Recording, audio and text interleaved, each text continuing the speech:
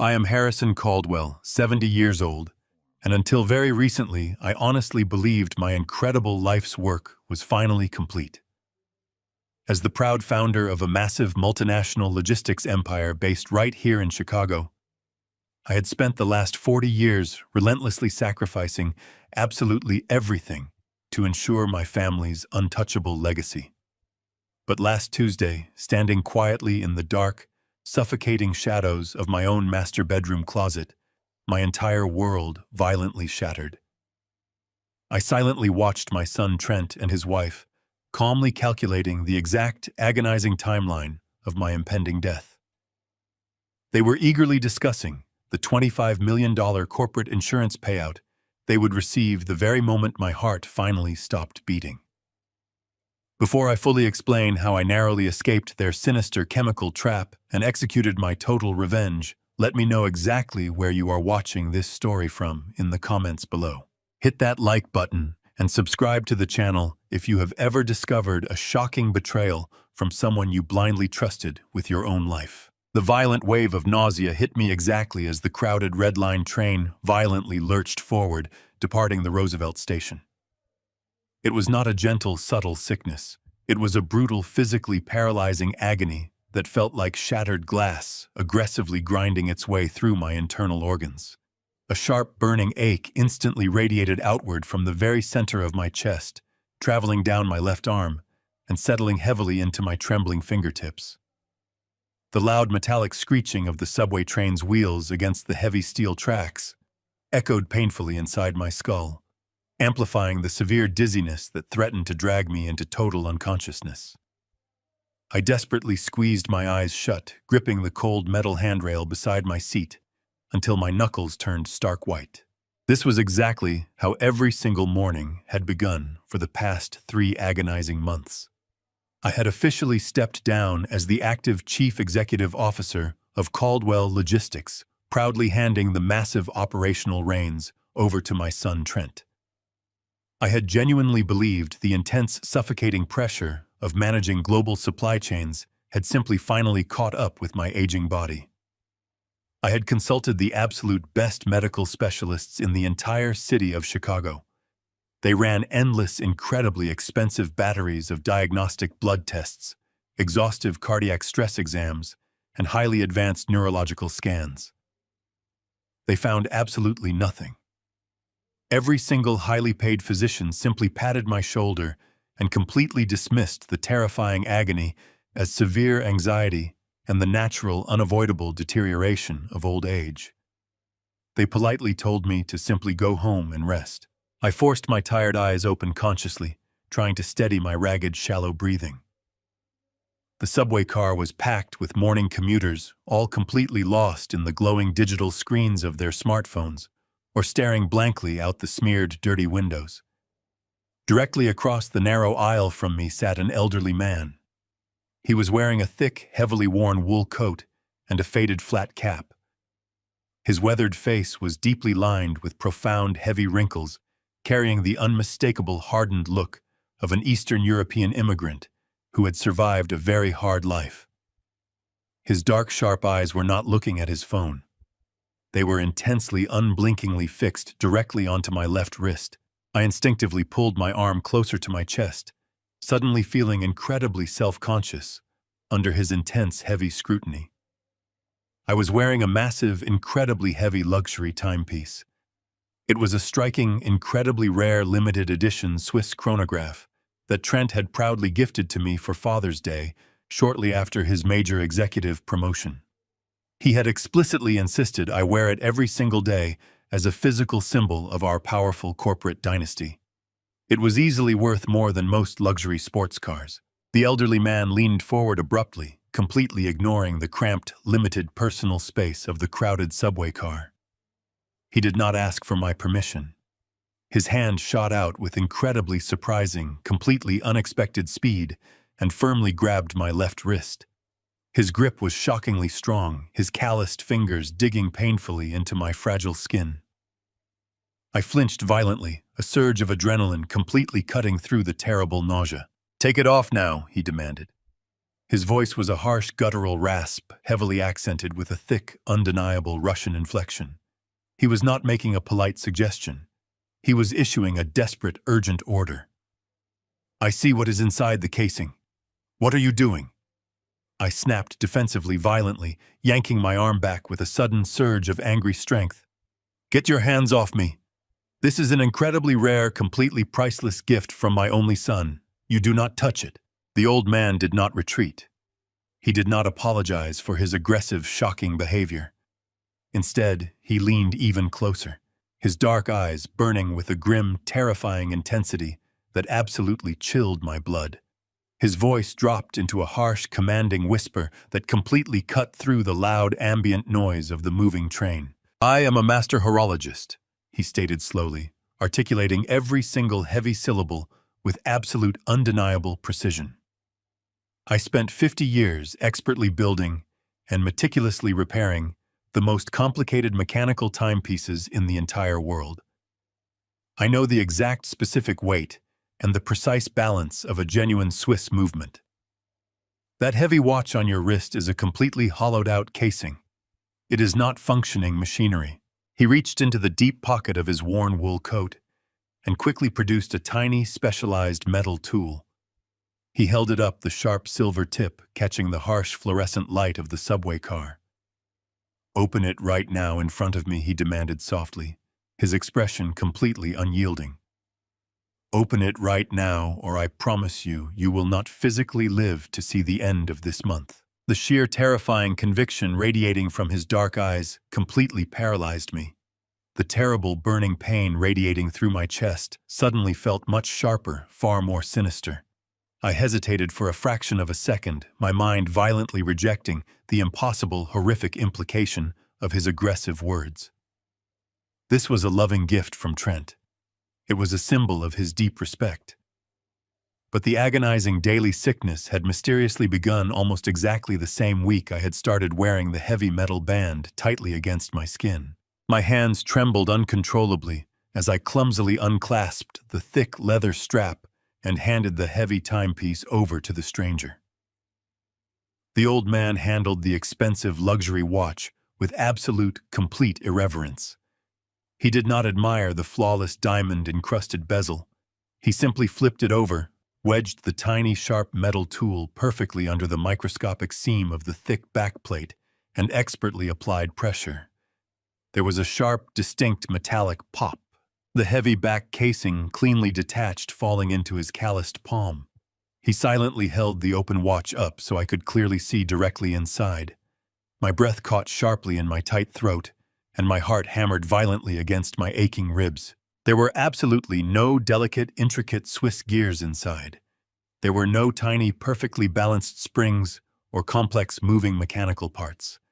The entire internal cavity of the incredibly expensive watch was entirely empty. Instead of machinery, a strange, spongy, highly absorbent metallic pad was firmly wedged tightly against the interior metal backing. It was slowly, continuously oozing a thick, foul-smelling, distinctly grayish gel.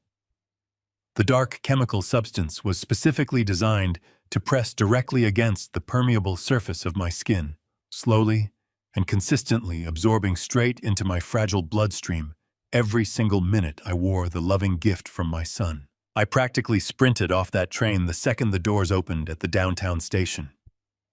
The freezing Chicago wind whipped across my face as I climbed the concrete stairs to the street level, but I barely felt the cold. The heavy throbbing nausea that had plagued me all morning was entirely swallowed by a blinding, white-hot adrenaline. I bypassed the hospital completely. I did not need a doctor right now. I needed the truth, and I knew exactly where to find it.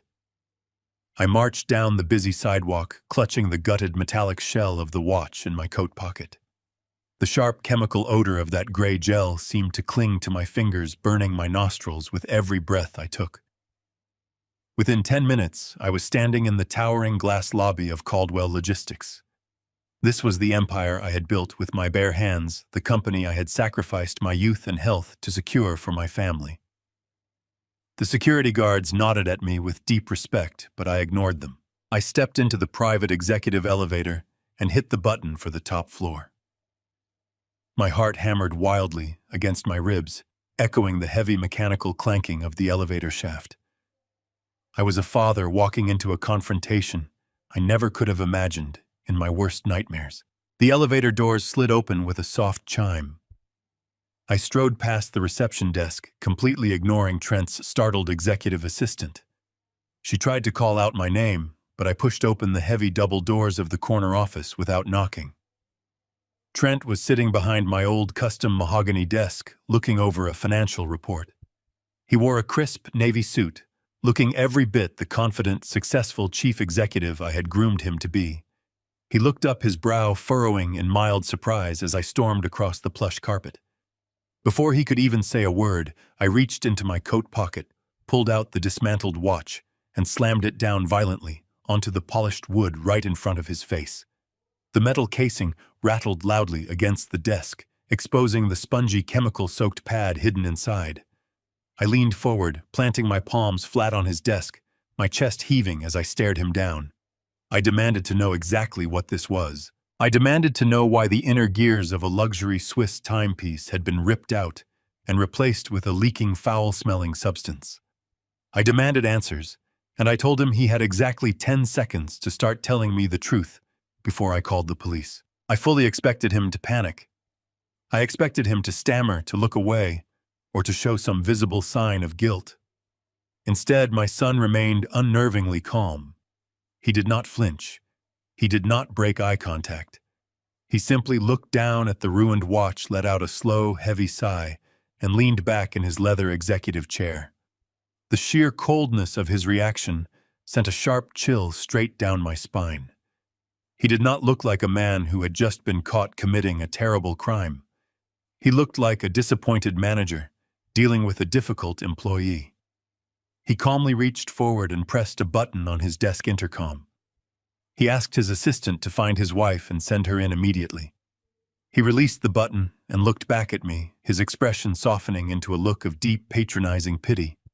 He told me to sit down and catch my breath. He said I was working myself into a dangerous state and that I needed to calm down before I had a heart attack. I refused to sit. I stood there, my hands trembling, with a mixture of raw fury and creeping physical exhaustion, waiting for whatever twisted excuse he was about to deliver. A few moments later, the office door opened and Monica hurried inside. She was dressed impeccably in a gray tailored skirt suit, looking every bit the polished former pharmaceutical researcher she was. She took one look at my pale face, then looked down at the dismantled watch on the desk. Instead of shock or fear, a look of profound, gentle concern washed over her features. She rushed to my side with a warm, deeply comforting smile, placing a gentle hand on my shoulder. She used smooth, practiced medical jargon, explaining the situation with perfect clarity. She told me that the gray substance was not anything dangerous. She claimed it was a completely harmless, highly advanced conductive hydrogel attached to a microscopic experimental biometric sensor. She explained that her old pharmaceutical development firm was currently testing this transdermal patch to monitor severe blood pressure fluctuations and cardiac irregularities in real time. She looked deeply into my eyes, her voice filled with emotional sincerity. She said my health had been failing so rapidly since my retirement, and the doctors had been absolutely useless. They were terrified that I was going to suffer a fatal stroke while living alone in my large house. Monica continued her flawless explanation, her tone soothing and entirely rational. She admitted that they had hidden the biometric microchip inside the back of the watch because they knew exactly how proud and stubborn I was. They knew I would have flatly refused to wear a bulky medical monitor or admit that my health was genuinely declining. The hydrogel, she explained, simply acted as a conduit to read my pulse through the skin, transmitting the data directly to a private medical server for constant observation. It was a lie spun with absolute perfection, tailored precisely to address my symptoms and exploit my vulnerabilities. Trent stood up from his desk and walked over to me. He gently took both of my trembling hands in his own. His eyes grew wide and glassy, welling up with tears that looked entirely authentic. He squeezed my hands tightly and spoke with a voice thick with raw emotion. He told me that he had already lost his mother 5 years ago, and that the pain of her sudden death still haunted him every single day. He looked at me, his face a portrait of desperate devotion, and said he simply could not survive losing me too. He apologized for the deception, swearing they only did it out of profound, overriding love and a desperate need to keep me safe. Hearing my son invoke his dead mother shattered the protective wall of fury I had built around myself on the train ride over. The raw emotion in his voice was a masterclass in psychological manipulation. A heavy, suffocating wave of guilt immediately washed over me, pushing down the sickening nausea that still lingered in my stomach. I looked from my son to my daughter-in-law, feeling a sudden deep sense of shame for doubting my own flesh and blood. How could I have accused them of something so vile? They were not trying to harm me. They were just frightened children trying to protect their aging, increasingly frail father. The lie was brilliantly weaponized, with the illusion of family love completely neutralizing my anger. I let it go now. That evening, I placed the heavy timepiece inside the top drawer of my nightstand, sliding it completely out of sight. I told Trent and Monica the experimental hydrogel was giving my skin a burning rash, and I needed a short break from the monitor. They reluctantly agreed, though the smile on her face seemed stiff as she advised me to put it back on as soon as the irritation subsided. I spent the next 4 days resting in the quiet comfort of my empty house, doing absolutely nothing but reading old business journals. What happened next was nothing short of miraculous. By the second morning, the crushing weight in my chest began to lift. By the third day, the violent nausea that usually greeted me at dawn had entirely vanished. On the fourth morning, I woke up feeling a profound sense of clarity. The dense, suffocating fog clouding my brain for 3 long months was completely gone. I felt exactly like myself again. I felt like the relentless executive who had built a massive logistics empire from scratch.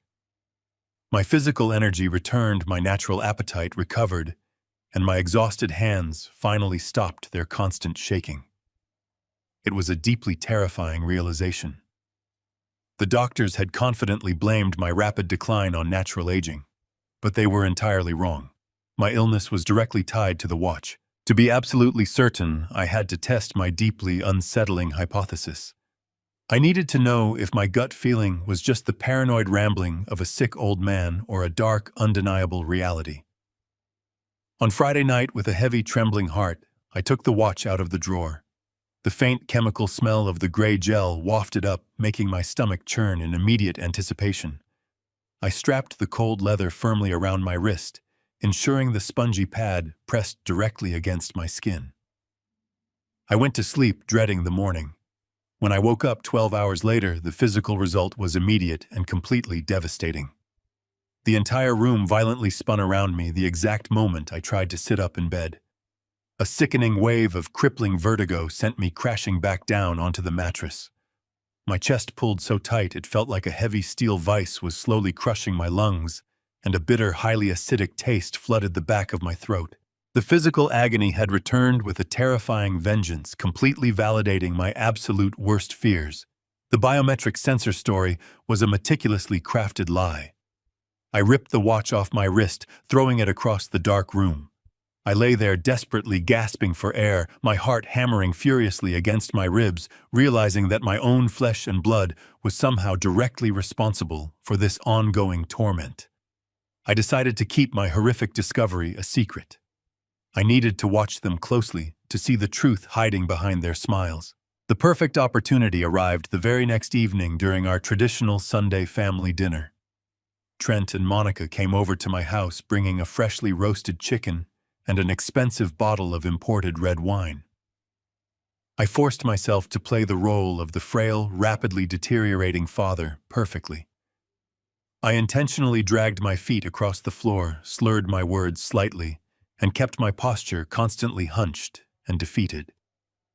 I purposely wore a loose-fitting shirt with long sleeves just to hide the fact that my wrist was completely bare. As we sat around the large mahogany dining table, Monica poured the wine, her voice dripping with artificial sweetness as she asked about my declining health. I decided it was time to finally drop the bait. Midway through the main course, I let out a sudden loud gasp, clutching my chest tightly with one hand, while violently sweeping my other arm across the wooden table. My trembling hand slammed into my crystal wine glass, sending it crashing violently to the hardwood floor. Dark red wine splattered everywhere, permanently staining the expensive wool rug. I slumped heavily forward in my dining chair, groaning loudly, pretending to be overcome by a severe, blinding dizzy spell. I kept my eyes half closed carefully, watching their instant reaction through my eyelashes. A normal, loving son would have immediately jumped up in absolute panic. A caring daughter-in-law would have rushed to my side or frantically called for an ambulance. But they did neither. Instead of showing genuine fear, I caught a fleeting, microscopic expression perfectly displayed on her face. She did not gasp in shock. She did not reach out to help me. She simply shot Trent a cold, incredibly impatient glare. She let out a sharp sigh of profound annoyance, then slowly turned her wrist to casually check the time on her own watch.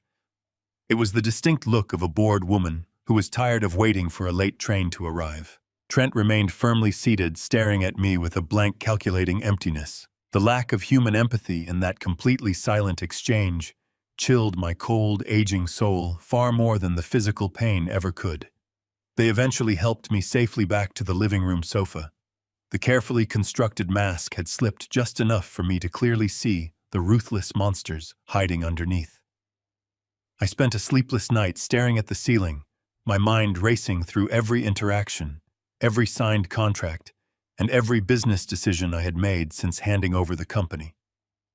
The next morning, the true depth of their agenda arrived at my front door. At exactly 9 o'clock, the heavy front doorbell rang loudly. I shuffled slowly to the entrance, still perfectly playing the role of a weakened old man. Trent stood on my porch, but he was not alone. Standing next to him was a lawyer named Thomas Bradley. I had never met the man, but I recognized the briefcase and the confident smile immediately. Trent pushed his way into my foyer, guiding the lawyer directly into my living room without asking for my permission. They spread a massive stack of legal documents across my coffee table. Trent turned directly to me, his voice adopting a patronizing, falsely gentle tone. "Dad, we really need to talk about your fragile future," he said smoothly. "Your cognitive decline is getting noticeably worse every single day. The terrifying incident at dinner last night proved that you are rapidly becoming a dangerous liability to yourself. You are losing your mind. Dad and I need to legally step in to completely protect our family trust while you rest and recover." The lawyer Thomas Bradley loudly clicked his pen and tapped the towering stack of crisp white papers. "This is a comprehensive financial and medical power of attorney," the lawyer explained in a highly practiced, completely emotionless voice. "It transfers all executive decision-making, banking access, and medical directives directly to your son. Sign this immediately, Mr. Caldwell, and let Trent shoulder the heavy burden of your estate." The incredibly aggressive, highly orchestrated push to completely strip away my remaining assets and firmly strip me of my legal autonomy set off a deafening, terrifying chorus of alarm bells deep in my mind. They were closing the net. The heavy gold pen hovered just inches from my face. Thomas Bradley held it out with a practiced, predatory smile, his perfectly tailored suit practically screaming of expensive billable hours. Next to him, my son Trent leaned over the mahogany coffee table, lightly tapping the signature line on the thick stack of legal documents. "Come on, Dad." Trent murmured, his voice dripping with an artificial, syrupy sweetness that made my skin crawl. "It is just a simple signature. It will take 10 seconds, and then you can finally rest without worrying about the company, the bank accounts, or the medical bills. I will handle absolutely everything for you, I promise." I sat frozen on my own living room sofa, my heart hammering a frantic, terrifying rhythm against my ribcage. The sheer audacity of their ambush was breathtaking. They had boxed me into a corner both physically and psychologically, positioning themselves between me and the hallway. The thick stack of papers rested dangerously close to a large, steaming mug of black coffee I had poured for myself just moments before they arrived. I stared down at the crisp white pages, my mind racing at 1,000,000 miles an hour. If I flatly refused to sign, if I kicked them out, and demanded they leave me alone, Trent would immediately use that as concrete evidence of my supposed cognitive decline. He would march straight to a judge, claim I was paranoid and combative, and force a hostile conservatorship. I would be locked away in a facility before the week was over, and the thallium would be replaced by whatever chemical cocktail Monica decided to prescribe. I needed an exit strategy, and I needed it right this second. I realized with a cold, sharp clarity that the only way out of this trap was to play directly into their narrative. They wanted to believe I was a weak, rapidly deteriorating old man. I was going to give them a performance they would never forget. I let out a weak, ragged sigh, forcing my shoulders to slump heavily forward. I deliberately made my breathing sound shallow and labored. "You are right, Trent," I whispered, keeping my eyes cast downward in feigned defeat. "I am just so terribly tired lately. I cannot seem to focus my mind. Show me where you need my name." Trent exchanged a swift, triumphant look with the lawyer. The smug satisfaction radiating from my son was absolutely nauseating. Bradley stepped closer, eagerly pointing the heavy gold pen toward the dotted line. "Right here, Mr. Caldwell," Bradley said smoothly. "Just press firmly." I reached out my right hand, but I did not take the pen. Instead, I channeled every ounce of energy in my body into generating a sudden, violent tremor. My fingers began to shake wildly, vibrating with aggressive, uncontrollable spasms. I let out a frightened, confused gasp, deliberately sweeping my trembling arm directly across the surface of the coffee table. My heavy forearm slammed forcefully into the side of the ceramic mug. The scalding hot black coffee launched into the air like a dark, destructive wave. It crashed directly onto the center of the legal documents, instantly soaking through the pristine white pages. The dark liquid pooled rapidly, dissolving the black ink and ruining the meticulously prepared power of attorney in a matter of seconds. I let out a loud theatrical cry of dismay, clutching my shaking hand to my chest, pretending to be utterly terrified by my own sudden lack of physical control. What followed was the most revealing, horrifying moment of my entire life. For one fraction of a second, the carefully constructed mask of the loving, concerned son completely shattered. Trent leaped back to avoid the splashing coffee, and the expression that contorted his face was one of pure, unadulterated hatred. His eyes narrowed into dark, venomous slits, and his upper lip curled into a sneer of absolute disgust. He looked at me not as a father, but as a repulsive, inconvenient insect that he desperately wanted to crush beneath his heel. "For Christ's sake, you clumsy old fool, Trent," hissed the words escaping his mouth with a violent, venomous intensity. The silence that followed was deafening. The air in the living room seemed to freeze solid. Trent instantly realized his fatal mistake. He blinked rapidly, physically, shaking his head as if trying to reset his character. Within the span of a single heartbeat, the vicious predator vanished, and the deeply concerned son miraculously reappeared. "Oh, Dad, I am so sorry." Trent stammered quickly, reaching out to grab a handful of napkins from a nearby side table. "I did not mean to snap at you. I am just stressed out from work. Are you burned? Did the hot coffee burn your skin?" I kept my head down, pretending to whimper in confusion, but my mind was crystal clear. I had seen the monster hiding behind his eyes. I had seen the absolute truth. Thomas Bradley let out a frustrated, highly unprofessional sigh as he stared down at the ruined coffee-soaked documents. "The pages are completely destroyed, Trent," the lawyer muttered, lifting a dripping, brown-stained sheet of paper with his fingertips. "We cannot submit these to the county clerk under any circumstances. We need a completely fresh set of signatures." Trent gritted his teeth, visibly struggling to maintain his calm, comforting facade. "It is okay," Thomas Trent said softly, though the muscles in his jaw were twitching furiously. "We will just head back to the downtown office and print a brand new batch of documents. We can come back tomorrow morning to finish this properly." He turned to me, placing a gentle, entirely fake hand on my shoulder. "You just rest today, Dad. We will handle this tomorrow when your hands are feeling a bit more steady. Do not worry about a single thing." I nodded weakly, burying my face in my hands, playing the role of a humiliated broken man to absolute perfection. I listened closely to the sound of their leather shoes retreating across the hardwood floor. I heard the heavy front door open and eventually click shut. I waited exactly 30 seconds in absolute breathless silence. Then I slowly stood up from the sofa. The manufactured weakness instantly drained from my muscles. My hands were no longer shaking. My posture straightened, and I walked purposefully across the living room to the front entrance. I engaged the heavy brass deadbolt, sliding it into place with a loud, satisfying metallic clunk. I turned around and stared at the empty, quiet house. The deep gut feeling had evolved into a terrifying certainty.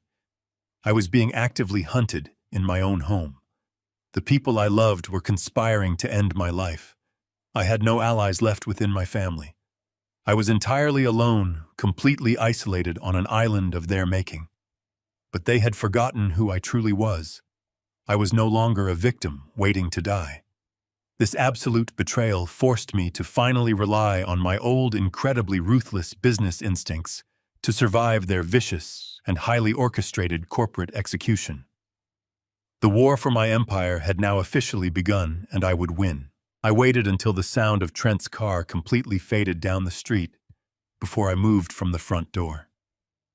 The silence of my house felt suffocating, but I knew I did not have the luxury of sitting around to process the betrayal. I needed undeniable proof of what was inside that watch.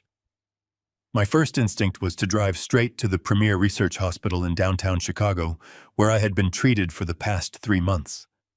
But I quickly stopped myself. Monica was a former pharmaceutical researcher with extensive connections throughout the city's medical district. If I walked into a major hospital claiming I was being poisoned, there was a high probability someone in the network would immediately alert her. She could intercept the lab results or manipulate the attending physicians into dismissing my claims as severe dementia. I could not risk it. I needed absolute secrecy. I needed an independent facility that operated completely off the grid, far away from my daughter-in-law's sphere of influence. I went to my closet and pulled out a small lockbox where I kept emergency cash. I stuffed several thick stacks of $100 bills into my coat pocket. I bypassed my usual luxury sedan and took the keys to an old, unassuming pickup truck I kept in the garage for gardening supplies. I backed out of the driveway and headed toward the outer suburbs of Chicago, taking the back roads to avoid traffic cameras and toll booths. The drive took just over an hour, the bleak winter landscape flashing past my window as my mind raced with dark, terrifying thoughts. I finally pulled into the parking lot of a sterile, unmarked concrete building tucked away in a quiet industrial park. This was a private forensic toxicology laboratory, a facility primarily used by independent investigators and private defense attorneys who needed discreet, unquestionable chemical analysis. It was exactly what I needed. I parked the truck in the very back corner of the lot and pulled my coat collar up high against the freezing wind. I walked through the heavy glass doors into a stark, brightly lit reception area that smelled faintly of antiseptic and bleached floors. There were no comfortable waiting room chairs or friendly receptionists. A thick pane of bulletproof glass separated the front desk from the main laboratory area. A tall, serious-looking technician in a white lab coat stepped up to the glass partition, eyeing me with mild suspicion. I did not offer my real name or my corporate title. I simply slid the gutted watch across the stainless steel counter, placing it right next to a small, sterilized vial of my own blood that I had carefully extracted in my bathroom earlier that morning. I need a comprehensive, expedited chemical analysis of the substance inside this watch casing, I said, keeping my voice low and steady. And I need a full toxicology screen run on the blood sample to see if that exact substance is currently present in my system. The technician frowned, looking at the strange metallic pad wedged into the back of the luxury timepiece. He asked for my identification and insurance information to start the intake paperwork. I shook my head firmly and pulled the thick stacks of $100 bills from my coat pocket. I am paying entirely in cash, I told him, sliding the money across the cold counter. I do not want any digital records, no insurance claims, and no names attached to this test. I just need the absolute truth about what is inside that metal casing. The technician looked at the cash, then back up at my pale, sweating face. He seemed to recognize the sheer desperation in my eyes, silently nodding as he scooped up the money and the evidence. He carried the watch over to a stainless steel workbench in the main laboratory and placed it carefully under a high-powered digital forensic microscope. I watched through the thick glass partition as he leaned in to examine the gray, foul-smelling gel that had been pressing against my skin for 3 agonizing months. The technician stared through the lenses for only a few seconds before his entire posture suddenly stiffened. He quickly pulled back from the eyepiece, his eyes wide with genuine alarm. Without saying a single word, he immediately turned around and grabbed a heavy pair of thick blue hazardous material gloves from a nearby dispenser. He snapped them onto his hands with practiced urgency and carefully placed my watch into a transparent, hermetically sealed biohazard containment bag. My heart began to hammer a frantic rhythm against my ribs as he walked back over to the glass partition. His previous professional detachment was completely gone, replaced by a deep, unsettling gravity. I need 48 hours to run this through the mass spectrometer to give you an exact, undeniable molecular breakdown, he said, his voice dropping to a grim whisper. But based on the crystalline structure and the distinct corrosive reaction on the metal casing, I can tell you right now that this is not a medical device. Whatever this is, it is highly volatile and extremely dangerous. Do not put this near your skin again. If you have been wearing this for an extended period, you are incredibly lucky to still be standing here. A cold, suffocating dread washed over me. I thanked him, took the claim ticket, and walked out of the laboratory on trembling legs. The winter wind hit my face, but I felt absolutely numb. The gut feeling was no longer just a dark suspicion. It was a terrifying, scientifically validated reality. I sat down in the cold cabin of the pickup truck for a long time, gripping the steering wheel until my knuckles turned completely white. My own son and his wife had engineered a slow, excruciatingly painful execution. They had smiled, poured my wine, and pretended to care while poisoning me for financial gain. The urge to drive straight to the police station and demand their arrest was overwhelming, but I knew I could not do that yet. I did not have the official mass spectrometer results. If I tipped my hand too early, Trent would use his immense corporate resources to bury the evidence and destroy my credibility. I had to be the ruthless, calculating businessman I used to be. I started the engine and began the long, agonizing drive back to my house. I knew exactly what I had to do. I had to return to my home and continue to play the dying, oblivious, pathetic father. I had to swallow my absolute rage and smile at the people trying to murder me to avoid arousing any of Trent's suspicions. I pulled into my driveway as the sun began to rapidly set. I walked through the front door, intentionally dragging my feet and slumping my shoulders to project utter weakness. As I stepped into the hallway, I heard Monica's voice coming from my kitchen. I took a deep breath, buried the searing fury deep inside my chest, and completely prepared to act like a man who had absolutely no idea he was fighting for his very life. I walked into the kitchen, my hands shoved deep into my pockets to hide their intense trembling. Monica was standing right by the marble island, casually pouring a glass of filtered water, as if she owned the place. She turned and flashed that deeply artificial smile, telling me she had used her spare key to drop off fresh groceries because she was so profoundly worried about my frail condition. I nodded weakly, thanking her for her supposed kindness. I complained of a blinding migraine shuffling past her toward the staircase, desperate to get her out, before I lost my temper. She lingered for only a few agonizing minutes before finally leaving, the heavy front door clicking shut behind her. The second her luxury car pulled out of the driveway, I rushed to my private study and locked the solid oak door. I knew I had a very narrow, rapidly closing window of time. If they were actively planning to end my life, I needed absolute undeniable surveillance of my own home to catch them in the act. I pulled out my secure burner phone and dialed a number I had not used in over 2 decades. I called Sarah Jenkins.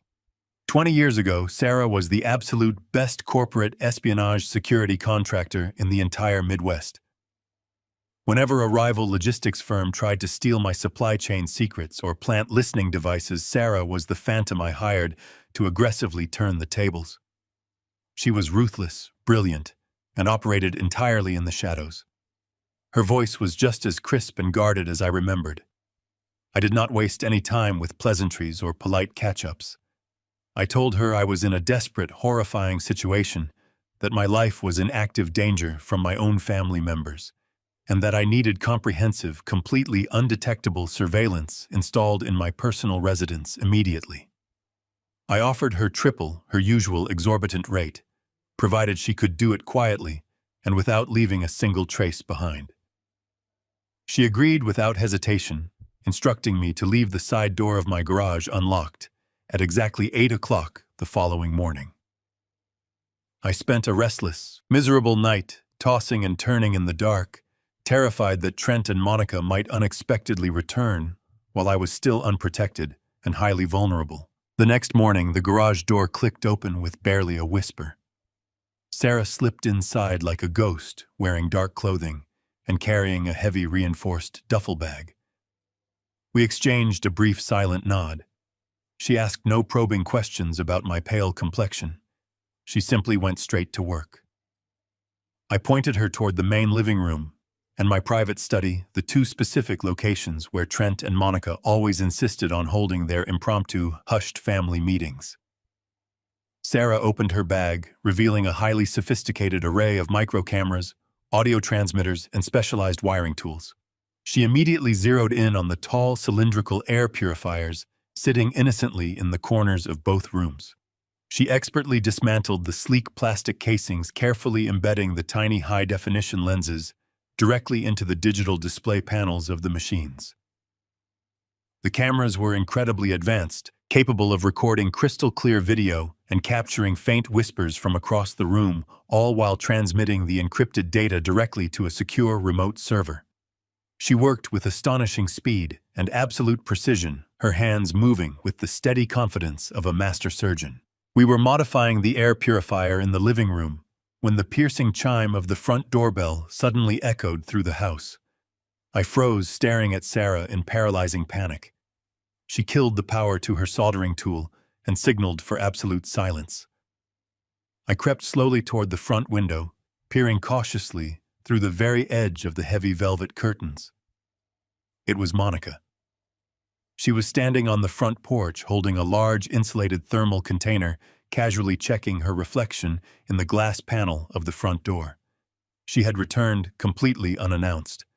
If she walked into the living room and saw Sarah surrounded by exposed wires and dismantled machinery, my entire survival plan would be instantly destroyed. Trent would know I was actively investigating them, and they would undoubtedly accelerate whatever lethal toxic timeline they had planned for me. I looked back at Sarah. She was already rapidly packing her specialized tools away, shoving the delicate components into her duffel bag with silent, frantic urgency. I knew I had to boldly intercept Monica and buy Sarah enough time to escape. I ruffled my hair, unbuttoned my shirt, and took several ragged breaths to mimic physical distress. I unlocked the deadbolt and slowly pulled the door open, blocking the entrance with my body. Monica smiled brightly, eagerly holding up the thermal container. "I brought you some healthy homemade soup, Dad," she chirped, her voice dripping with that sickeningly fake, overly sweet affection. "I know you have not been eating well, and this has all the right nutrients to help aggressively build up your failing strength." I let out a harsh, agonizing cough, leaning heavily against the wooden doorframe, as if I could barely support my own physical weight. I thanked her weakly, reaching out with a trembling hand to take the container, but I intentionally kept my arm braced rigidly across the doorway. She tried to step forward, her eyes darting curiously over my shoulder toward the dark, quiet hallway. "I really need to come inside and heat it up for you," she insisted, pushing gently but firmly against the heavy door. I groaned loudly, clutching my chest with my free hand, completely blocking her path. I told her I was incredibly tired, that I had a terrible blinding fever, and that I just desperately needed to lie down alone in the dark. She frowned, clearly frustrated by my unexpected resistance. I could clearly see the cold, ruthless calculation flashing in her eyes as she tried to accurately assess whether I was truly sick or actively hiding something from her. Behind me, hidden deep in the shadows of the house, I heard the faint, almost imperceptible sliding of the back window being carefully pushed open. Sarah was making her desperate escape. I coughed again, much louder this time, doubling over and resting my sweaty forehead against the cool doorframe. "Please, Monica." I wheezed, projecting pure, pathetic vulnerability to distract her. "Just leave the soup with me. I cannot handle any bright lights or loud conversation right now." She stared at me for a long, agonizing moment, her jaw tightening visibly with suppressed, furious irritation. Finally, she let out a dramatic, overblown sigh of feigned sympathy. She aggressively thrust the container into my trembling hands. "You really do look awful, Harrison," she murmured coldly, completely dropping the affectionate title of Dad she loved to use. "Eat the soup. It is exactly what you need to finally rest." She turned on her heel and marched swiftly down the concrete driveway without looking back. I closed the door and locked it tightly, leaning my heavy back against the solid wood as a cold sweat drenched me entirely. I locked the door tightly, leaning my back against the solid wood as cold sweat drenched me. I stayed there for several minutes, listening to the profound silence of the house. The thermal container in my hands felt like a bomb waiting to detonate. I carried it to the kitchen and poured the thick liquid straight down the garbage disposal. I washed the container with scalding water, making sure no trace of the soup remained. As I dried my trembling hands, my secure burner phone vibrated softly in my pocket. It was an encrypted text message from Sarah. She was out, and the surveillance feeds were live. I breathed a sigh of relief. The first phase of my counterattack was securely in place, but surveillance alone was not enough to save me.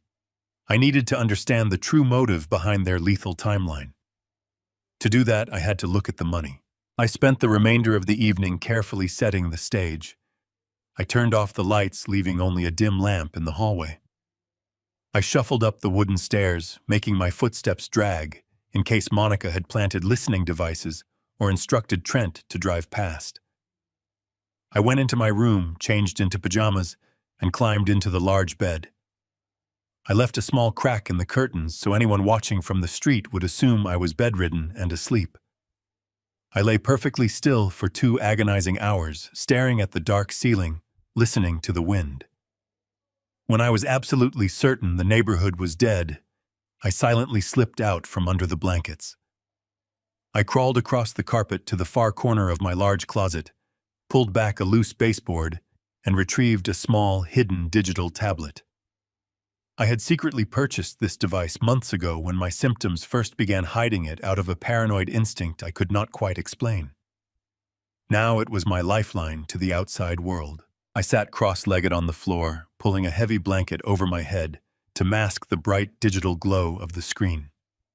I powered on the tablet and connected to a hidden encrypted cellular network. I navigated to the login portal for Caldwell Logistics. When I handed the chief executive title to Trent 18 months ago, I surrendered all my access keys, fobs, and passwords. I wanted him to feel the true weight of leadership. I wanted him to command the empire I had bled for 40 years to build. But I was not a fool. I had secretly embedded a backdoor administrative code directly into the architecture of the corporate servers. It was a master skeleton key that bypassed all standard security protocols, firewalls, and 2-factor authentication checkpoints. I never told Trent about it. I never told the board of directors. It was my ultimate fail-safe, a ghost protocol designed to monitor the health of my life's work. I typed the complex string into the terminal and pressed enter. The screen went black for a terrifying second before the familiar dashboard of the Caldwell Logistics Master Financial Database materialized. The sheer volume of data was overwhelming, but my instincts were razor-sharp. I bypassed the sanitized executive summaries and profit reports Trent presented to the board. Those were just polished fiction. I dove straight into the raw general ledgers. I needed to see the actual flow of capital. The moment I opened the operational expense accounts, a massive financial black hole stared back at me. The numbers simply did not align with reality. Over 8 months, the company had hemorrhaged an astronomical amount of cash. I frantically scrolled through thousands of line items tracing the digital paper trail.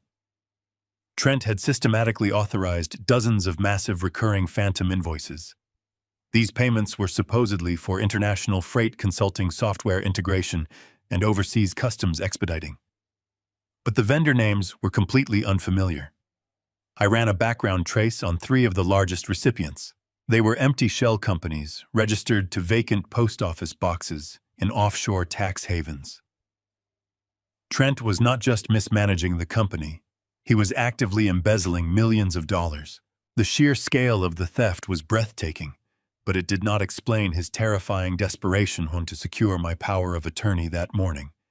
If he was already stealing millions undetected, why did he need total legal control over my personal estate? The answer hit me like a physical blow to the stomach. The embezzled cash was only the tip of a much darker iceberg. I backed out of the operational ledgers and forced my way into the secured asset portfolio. I opened the registry for our distribution warehouses scattered across the Midwest. These facilities were the beating heart of Caldwell Logistics. I had spent decades purchasing the land and constructing those buildings in cash, ensuring the company carried zero commercial debt. When the loading screen populated the asset data, the breath was knocked from my lungs. Every single warehouse had been secretly leveraged. Trent had taken out massive high-interest illicit loans against the total equity of our entire real estate portfolio. He had used the company's physical foundation as collateral for loans acquired from shady private equity groups known for ruthless lending tactics. I sat trembling in the suffocating darkness of my closet, the glowing screen illuminating the tears of pure rage streaming down my face. I rapidly calculated the staggering debt obligations against the vanishing cash reserves. The math was brutally clear. Trent had not just stolen from Caldwell Logistics. He had completely gutted it from the inside out. He had dug a financial grave so deep that recovery was impossible. The crushing weight of the high-interest loan payments was accelerating exponentially. I stared at the projected default dates, my heart shattering into 1,000 pieces. The logistics empire I had sacrificed my youth, my health, and my marriage to build was exactly 3 weeks away from complete bankruptcy. The entire grand illusion finally made perfect, terrifying sense to me. Trent did not just want my personal wealth. He desperately needed it to cover his tracks. The company was on the verge of total collapse, and when the predatory lenders came to collect their collateral, the massive offshore embezzlement would be horizontally exposed. He would go to federal prison for several decades. He needed my power of attorney to quietly liquidate my stock portfolios, empty my personal trust funds, and sell this house to magically plug the massive holes in the corporate ledgers before the authorities noticed a single thing. And he needed me to die quickly so I could never review the financial wreckage or testify against him. The thallium in the watch, the fake medical sensors, the aggressive push for total legal control, it was all part of a frantic cover-up. I slowly closed the tablet, the screen fading back to black. The sad, sick old man was now truly dead. I wiped the tears from my face and stood up in the dark. My son wanted to play a ruthless game of corporate survival. I was going to show him exactly how I had built an empire in the first place. The digital clock on my bedside table glowed a faint green in the suffocating darkness, reading exactly 2 o'clock in the morning. I was still sitting cross-legged on the floor of my closet, the heavy blanket draped over my head, staring at the financial ruin of my life's work on the glowing tablet screen. My mind was furiously calculating legal strategies when the unmistakable sound of a key sliding into the front door deadbolt echoed through the silent house. The brass lock clicked open with a loud thud that sent a jolt of pure ice straight down my spine. My heart leaped into my throat. No one else had a key except Trent and Monica. They had let themselves in during the dead of night, slipping into my personal sanctuary while they assumed I was unconscious and defenseless. Panic, raw and primal, threatened to paralyze me, but the ruthless business instincts that had just been fully awakened inside me took immediate control. I killed the power to the tablet in a fraction of a second, plunging the closet into total darkness. I shoved the heavy blanket aside and scrambled across the plush carpet as quietly as possible. I could hear the faint sound of the front door softly closing, followed by the quiet click of the deadbolt being re-engaged from the inside. They were locking us in together. I reached the edge of my large bed, lifted the heavy mattress with trembling fingers, and shoved the digital tablet deep underneath the box. Pushing it as far toward the center as my arm could reach, I frantically threw myself under the thick down comforter, pulling the heavy blankets up to my chin. I instantly forced my body into the rigid, curled posture of a sick, rapidly failing old man. I closed my eyes just as the subtle, agonizingly slow creak of the wooden staircase began to sound. Someone was creeping up the steps, placing their weight carefully to avoid making too much noise. Every single footstep felt like a physical blow to my chest. The adrenaline surging through my veins was absolutely deafening, roaring in my ears like a rushing river. I had to consciously force my breathing to slow down, mimicking the shallow, slightly labored rhythm of a deeply comatose, heavily medicated patient. I let my mouth hang slightly open and relaxed the muscles in my face, completely surrendering to the physical illusion of vulnerability. The footsteps reached the second-floor landing. I heard the soft rustle of expensive fabric and the faint, familiar scent of Monica's imported floral perfume drifting into my bedroom. The brass handle of my bedroom door turned with an excruciatingly slow squeak. A thin sliver of pale yellow light from the hallway spilled across the dark carpet, slowly widening as the door was pushed open. I kept my eyes completely shut, my eyelids relaxed, but my other senses were operating at maximum capacity.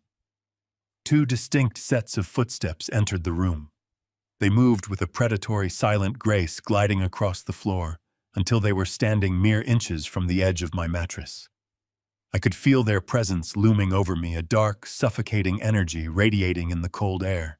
"Is he actually asleep?" Trent whispered, his voice so incredibly low and close that I could feel the faint vibration of his breath against the stagnant air of the room. "He is completely out cold," Monica replied, her tone clinical, detached, and utterly devoid of human empathy.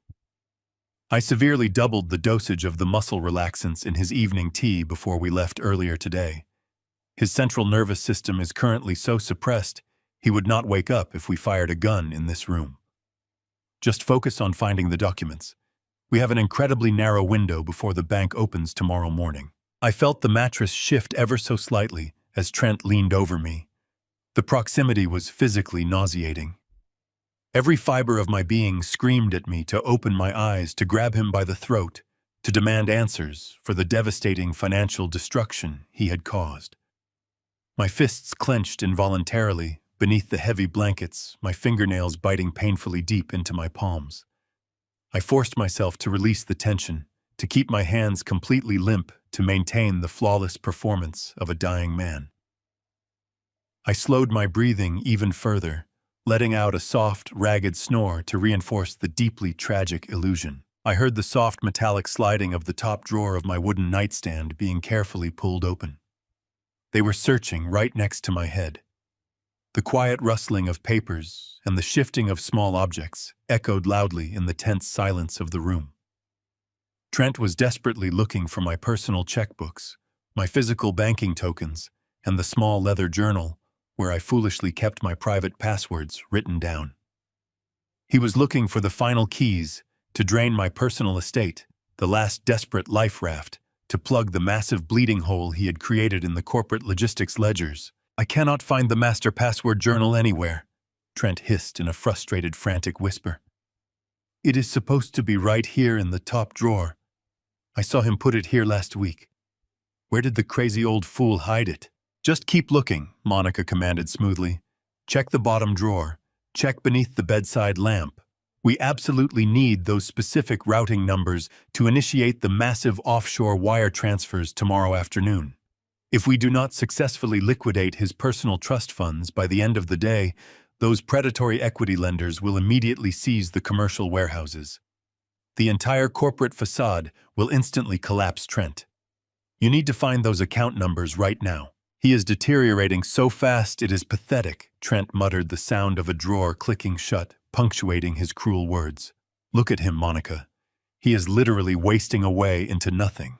It is the only logical solution, Trent, Monica replied, her voice dropping into a chilling, perfectly rational register. The thallium absorption is doing its job beautifully. The continuous transdermal exposure completely mimics natural accelerated neurodegenerative failure. The doctors at the hospital are already entirely convinced it is a rapid-onset aggressive dementia combined with total organ shutdown. He will not last another week. By the time his heart finally gives out, the autopsy will simply confirm natural age-related cardiac arrest. We just need to legally secure his assets before he takes his very last breath. The absolute terrifying certainty of their lethal timeline washed over me like a bucket of freezing ice water. He will not last another week. They had given me a strict, unavoidable expiration date. They were standing over my supposedly comatose body, casually discussing my imminent murder, as if they were reviewing a mundane quarterly financial projection. The sheer, unadulterated evil of my own flesh and blood was a heavy, suffocating weight pressing down on my chest. I focused entirely on the rhythmic, slow rise and fall of my lungs, actively suppressing the violent urge to scream. I had to remain an absolute, completely invisible ghost in the dark. I waited in the dark after their footsteps retreated. I listened as the front door clicked shut, and Trent's engine faded into the silent night. Only then did I dare to open my eyes. The cold sweat on my skin felt like a shroud. I was alone again, but the silence of the house no longer felt like a sanctuary. It felt like a tomb they had already prepared for me. They had a timeline. I had less than 7 days before they expected my heart to give out. I climbed out of bed, my mind racing through the dark reality of my situation. I spent the night pacing my bedroom, running through every possible scenario, legal maneuver, and counterattack I could launch before my body succumbed to whatever toxin they had strapped to my wrist. I needed undeniable scientific proof. I needed the final piece of the puzzle to drop into place. That critical piece arrived exactly 2 days later. I was sitting in my locked study staring at old family photographs when the burner phone hidden in my drawer began to vibrate. The jarring buzz shattered the quiet tension in the room. I snatched the device, staring at the blocked caller identification on the screen. It was the private forensic toxicology laboratory in the suburbs. I took a deep breath and pressed the phone against my ear. The voice on the other end of the line belonged to the same technician I had met 48 hours earlier. His tone was strained, lacking any of the detached professional distance he had maintained during our initial encounter. He demanded that I confirm my identity using the random numerical code he had assigned to my cash transaction. I recited the numbers perfectly. I heard him let out a long, heavy sigh before he began to speak. He told me he had run the chemical sample through the mass spectrometer multiple times because he simply could not believe his initial results. The gray, foul-smelling gel hidden inside the metallic casing of the luxury timepiece was not an experimental biometric sensor.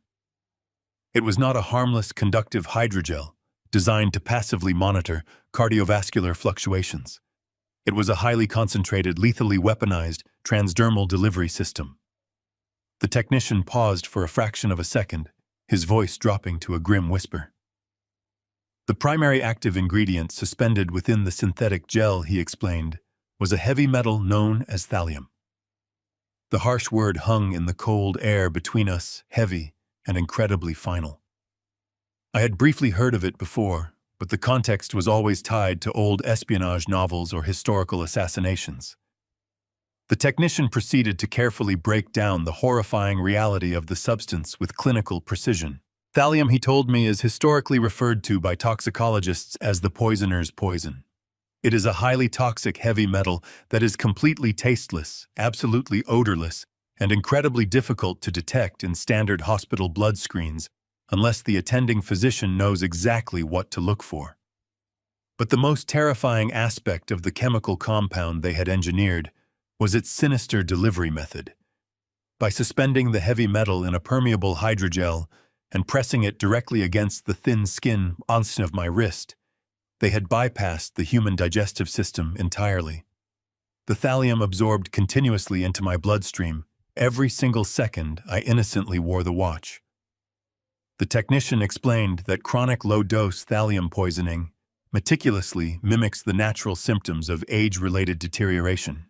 It aggressively attacks the central nervous system, causing the exact type of peripheral neuropathy, violent tremors, and crippling physical exhaustion I had been experiencing.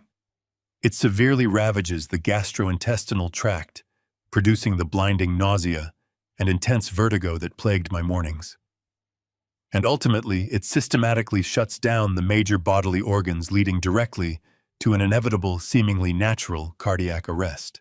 The sheer diabolical brilliance of the murder plot was staggering.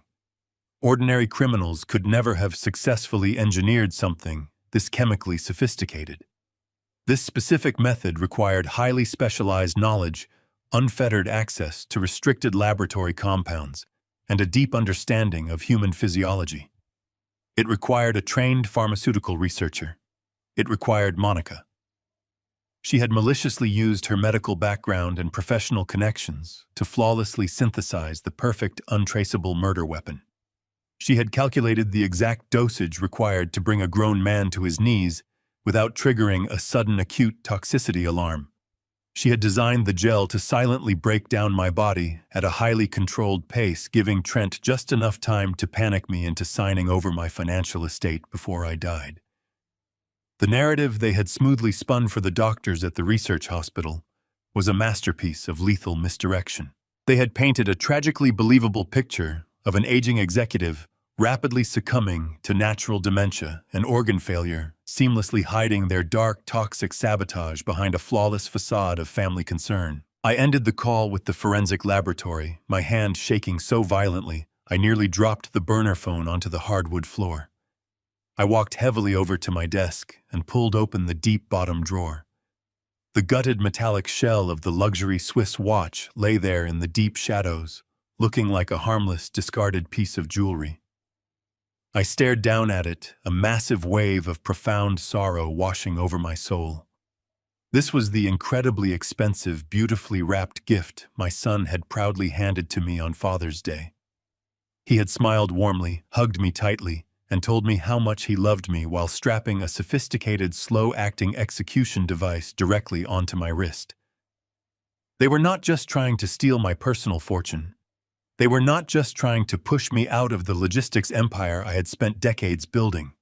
My own son and my supposedly caring daughter-in-law were methodically, slowly murdering me in plain sight. Every single day I wore that beautiful symbol of supposed family devotion. I was actively participating in my own assassination. The agonizing, heartbreaking sadness burning in my chest was eclipsed by a rising tide of pure rage. They had underestimated the man they were dealing with. They had mistakenly confused my unconditional paternal love for foolishness and my physical illness for mental weakness. They actually believed I was simply a clueless, failing old man who would quietly fade into the dark and freely hand over the keys to his kingdom. But they had failed. They had confidently given me a fatal timeline, but they did not realize I had uncovered their exact hidden playbook. I knew exactly how they were quietly stealing millions from the logistics company, and I possessed undeniable scientific proof of their calculated attempted murder. I forcefully closed the heavy desk drawer and locked it with a click. I no longer had the emotional luxury of mourning the loyal son I thought I had raised. I desperately needed to prepare for absolute, uncompromising, total war. I would happily let them blindly believe they were completely winning. I would patiently let them walk right into this quiet house, eagerly expecting to plan a funeral. But they were soon going to face a very different, deeply terrifying reality. I waited until the house settled into silence before moving. My mind shifted into freezing clarity. I retrieved the digital tablet from beneath the floorboards. I needed to see what happened downstairs while I pretended to be comatose. I sat on my mattress, draped a comforter over my shoulders, and booted up the secure application. The encryption keys loaded flawlessly. Within seconds, the remote server connected. The dashboard displayed 2 active video feeds. I tapped the living room feed and rewound to 2:30 in the morning. The infrared video snapped into focus. The hidden camera angle provided a perfect, unobstructed view. I watched the screen as my son and daughter-in-law walked down the staircase and moved into the frame. They walked directly to my mahogany liquor cabinet. Trent grabbed a bottle of my rare, expensive vintage scotch. I watched in cold disgust as he poured 2 massive glasses, handing one to Monica, before collapsing onto my leather sofa. They sat drinking my prized scotch, looking like triumphant vultures. I turned the volume on the tablet all the way up. The highly sensitive audio transmitters picked up their voices with terrifying clarity. Trent took a long, desperate swallow of the liquor and leaned his head back. He looked exhausted, his face drawn and pale. He ran a shaking hand through his hair and let out a miserable sigh. "We are running out of time, Monica?" Trent whispered, his voice trembling with desperate panic. "The bank is going to notice the empty accounts by the end of the month. The commercial loans are already in default. The corporate cash reserves are completely gone. Every single operational dollar is gone." Monica took a slow, elegant sip of her drink. "You just need to keep your nerve, Trent," she replied, her tone smooth and cold. "We have the power of attorney documents ready. As soon as his heart gives out, the entire estate transfers to your control. We liquidate the personal trust funds, sell this house, and quietly backfill the corporate accounts before the board of directors realizes a dime is missing. It is a flawless plan." "I cannot stop panicking," Trent hissed abruptly, leaning forward and gripping his glass so tightly I thought it might shatter. "You do not understand the sheer magnitude of this disaster, Monica. It is exactly $15 million. $15 million of critical operational corporate capital completely vaporized into thin air." I stared at the screen, my breath catching painfully in my throat. $15 million. That was a staggering, incomprehensible sum of liquid cash to disappear soon from the logistics company ledgers. I listened closely as Trent began to unravel his desperate confession, pouring out into the quiet room. He admitted that he secretly wired the $15 million to a series of underground, unregulated cryptocurrency exchanges operating out of Eastern Europe.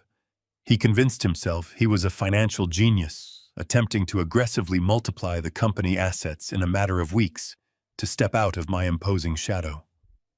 But the digital markets violently crashed. His leveraged positions were liquidated overnight. The money was completely wiped out in an instant. But the horror did not stop there. Trent kept talking, his voice dropping an octave filled with unadulterated terror. He confessed that in a blind panic to recover the lost millions, he turned to illegal offshore gambling syndicates. He used the physical company warehouses as collateral to secure massive high-interest loans from incredibly dangerous underground lenders. He desperately bet the borrowed money on illegal sportsbooks, hoping for a miraculous windfall to save his life. He lost absolutely every single bet he placed. "They are not just bankers," Monica Trent pleaded, his voice breaking into a pathetic whine. "These lenders are tied directly to the mob. They do not care about corporate restructuring. They care about their money. They called me twice yesterday. They told me that if they do not receive the first massive installment by next Friday, they are going to send people to my office. They are going to physically break my legs, Monica. They will take the company, and then they will take our lives." I bled the entire logistics empire dry. I watched the video feed, a profound, chilling silence filling my bedroom. The sheer reality of my son's actions was staggering. He was not a ruthless corporate mastermind trying to orchestrate a hostile takeover. He was a weak, incredibly stupid boy who played a dangerous game with money he did not earn, and he lost spectacularly. He gambled away 40 years of blood, sweat, and sacrifice on imaginary digital coins and illegal sports bets. And when the violent consequences of his monumental stupidity arrived at his doorstep, his immediate solution was to slowly murder his father to pay off his mob debts. Monica slowly set her crystal glass down on the heavy coffee table. She reached out and firmly grasped Trent by the shoulders, forcing him to look directly into her dead eyes. "Listen to me very carefully," she commanded, her voice devoid of human warmth. "You are not going to lose your legs, and we are not going to lose our lifestyle. The old man is fading rapidly. The heavy metal toxicity is severely compounding every day. His central nervous system is collapsing, and his heart muscle is critically weakened. He will be dead by Wednesday, Thursday at the absolute latest. Once he is in the ground, his millions are ours. We pay off the syndicate, we fix the corporate ledgers, and we walk away clean. You just need to keep playing the grieving son for a few more days." Trent stared at her, tears of pathetic relief welling up in his eyes. He nodded weakly, pulling her into a desperate embrace. "Thank you," he whispered against her shoulder. "I do not know what I would do without you. I just need him to die. I just need him to die right now." I slowly powered down the tablet, the glowing screen fading into complete blackness. I sat in the dark closet, the heavy silence of the house pressing against my ears. My own son was praying for my immediate death to save himself from the violent criminals he had invited into our lives. My daughter-in-law was clinically calculating my exact time of expiration. The profound sorrow I felt earlier was entirely consumed by calculating absolute resolve. They wanted my fortune to save their miserable lives. They wanted me to pass away in the night so they could inherit the keys to the kingdom. But I was not a victim, and I was not going to die on their convenient schedule. I had built a massive empire by destroying anyone who tried to take what was mine. I was going to turn their meticulously planned murder plot into a devastating, inescapable trap. They desperately needed my money by next Friday to avoid the violent wrath of the mob. I was going to make absolutely certain that when Friday arrived, they would have nothing but empty hands and a cage of their own making. The game was no longer about survival. It was about total, uncompromising destruction. I sat perfectly still in the suffocating darkness of my closet. The tablet screen cast a pale, ghostly light out across my trembling hands. I thought I had already heard the absolute worst of their sinister plot. I thought the revelation of the illegal gambling debts and the impending corporate bankruptcy was the absolute bottom of this treacherous abyss. But the video feed was still running. The digital timestamp in the lower corner of the screen silently ticked forward, and the hushed conversation in my living room continued to unfold. Monica leaned back against the plush leather cushions of my sofa, swirling the amber liquid in her crystal glass.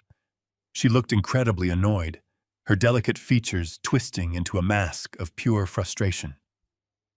"He is taking far too long to die. Trent." Monica stated, her voice slicing through the quiet room with the chilling precision of a surgical scalpel. The initial calculations were based on a much faster absorption rate. His cardiovascular system is surprisingly resilient for a man of his age. We cannot afford to wait around for nature to take its course, while those lenders are breathing down our necks. Tomorrow morning, before you go to the office, you need to swap out the hydrogel pad inside the watch casing. I have already prepared a new batch in my private lab. I severely increased the thallium concentration. It is a massive dosage. Once that touches his skin, his nervous system will rapidly collapse. He will lose all motor function by tomorrow evening. Trent nodded slowly, staring blankly into his empty glass. He did not look horrified by his wife discussing chemical murder. He just looked incredibly impatient. "We just need his signature on that power of attorney document first," Trent replied, his voice completely devoid of any filial affection. "I will aggressively push the lawyer to bypass the standard notary protocols if I have to. Once we have his signature legally securing my complete executive control, we toss him straight into that private nursing home facility on the north side. They ask absolutely no questions, and their nursing staff is notoriously negligent. We isolate him in a private room and simply let the heavy metal finish the job entirely out of sight. No more exhausting family dinners. No more playing the dutiful, concerned children. We just lock the heavy door and permanently walk away. Monica smiled, a thin, deeply predatory curve of her lips. And then the real financial payout finally triggers, she murmured smoothly. Exactly. Trent breathed out, his eyes suddenly lighting up with a greedy, feverish intensity. As soon as his heart finally stops, the corporate contingencies automatically activate. The board of directors mandated a key man life insurance policy on him 15 years ago when the massive logistics empire was rapidly expanding. He is fully insured for exactly $25 million. And as the sole remaining heir and the acting chief executive, that staggering amount of money flows directly into a blind corporate trust that I completely control. $25 million of untraceable, perfectly clean liquid capital dropping straight into my lap. Trent leaned much closer to Monica, his voice trembling with manic, desperate excitement. We take the massive insurance payout and immediately wire the initial $15 million directly to the criminal syndicate. We clear the disastrous underground gambling debts completely. We take the remaining $10 million, quietly liquidate whatever physical warehouse assets are left before the federal auditors arrive, and we absolutely disappear.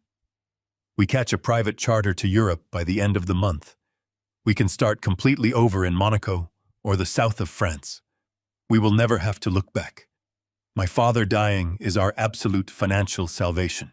The sheer magnitude of the betrayal slammed into my chest like a physical freight train. I had to consciously force myself to breathe. My lungs felt terribly tight, burning with the suffocating realization of my own true value to my only child. My life, my 40 years of relentless sacrifice, my unconditional love, it all boiled down to a $25 million insurance payout. I was not a beloved father to him. I was simply a highly lucrative corporate asset waiting to be violently liquidated. I was a walking, breathing lottery ticket that he was actively trying to safely cash in. I watched my son kiss his wife on my sofa, celebrating their impending wealth, completely intoxicated by the prospect of my imminent demise. They genuinely believed they had thought of absolutely everything. They had the perfect untraceable poison, the perfect financial motive, and the perfect international escape plan. They simply assumed I was just a frail, pathetic old man, blindly stumbling into an early grave. They arrogantly thought my entire legacy was theirs to freely pillage. I slowly reached out and tapped the digital screen, permanently terminating the live video feed. The sudden silence in the closet was absolutely deafening. I sat in the pitch-black darkness, a profound, terrifying calm suddenly settling over my exhausted mind. The burning rage that had previously consumed me completely evaporated instantly, replaced by a cold, calculating, and razor-sharp focus. I was a man who had successfully built a massive empire by completely outsmarting the most ruthless corporate sharks in the entire logistics industry. I knew exactly how to dismantle a hostile opponent piece by piece until they had absolutely nothing left to leverage. And Trent had just foolishly handed me his entire operational playbook. He desperately wanted the legal power of attorney. He selfishly wanted the massive corporate insurance money. He cowardly wanted to flee to Europe and live comfortably like a king on the bloody spoils of my chemical execution. I was going to willingly let him believe his sinister plan was working absolutely perfectly. I would eagerly give him the grand illusion of total victory right up until the final, devastatingly irreversible moment. I carefully pulled the glowing tablet back into my lap and securely reopened the highly restricted corporate network portal. I smoothly bypassed the main operational ledgers and dug directly into the deeply hidden human resources and insurance administrative files. I needed to quickly verify the exact legal terms of the key man policy Trent was so desperately relying on. I found the dense legal document buried deep within the digital archives of the corporate server. I slowly read through the remarkably complex contractual stipulations, carefully scanning the tiny fine print with the highly practiced speed of a seasoned executive.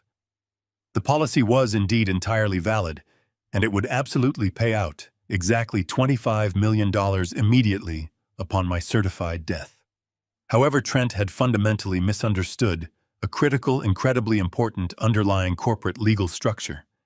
The primary beneficiary of the massive policy was not my arrogant son.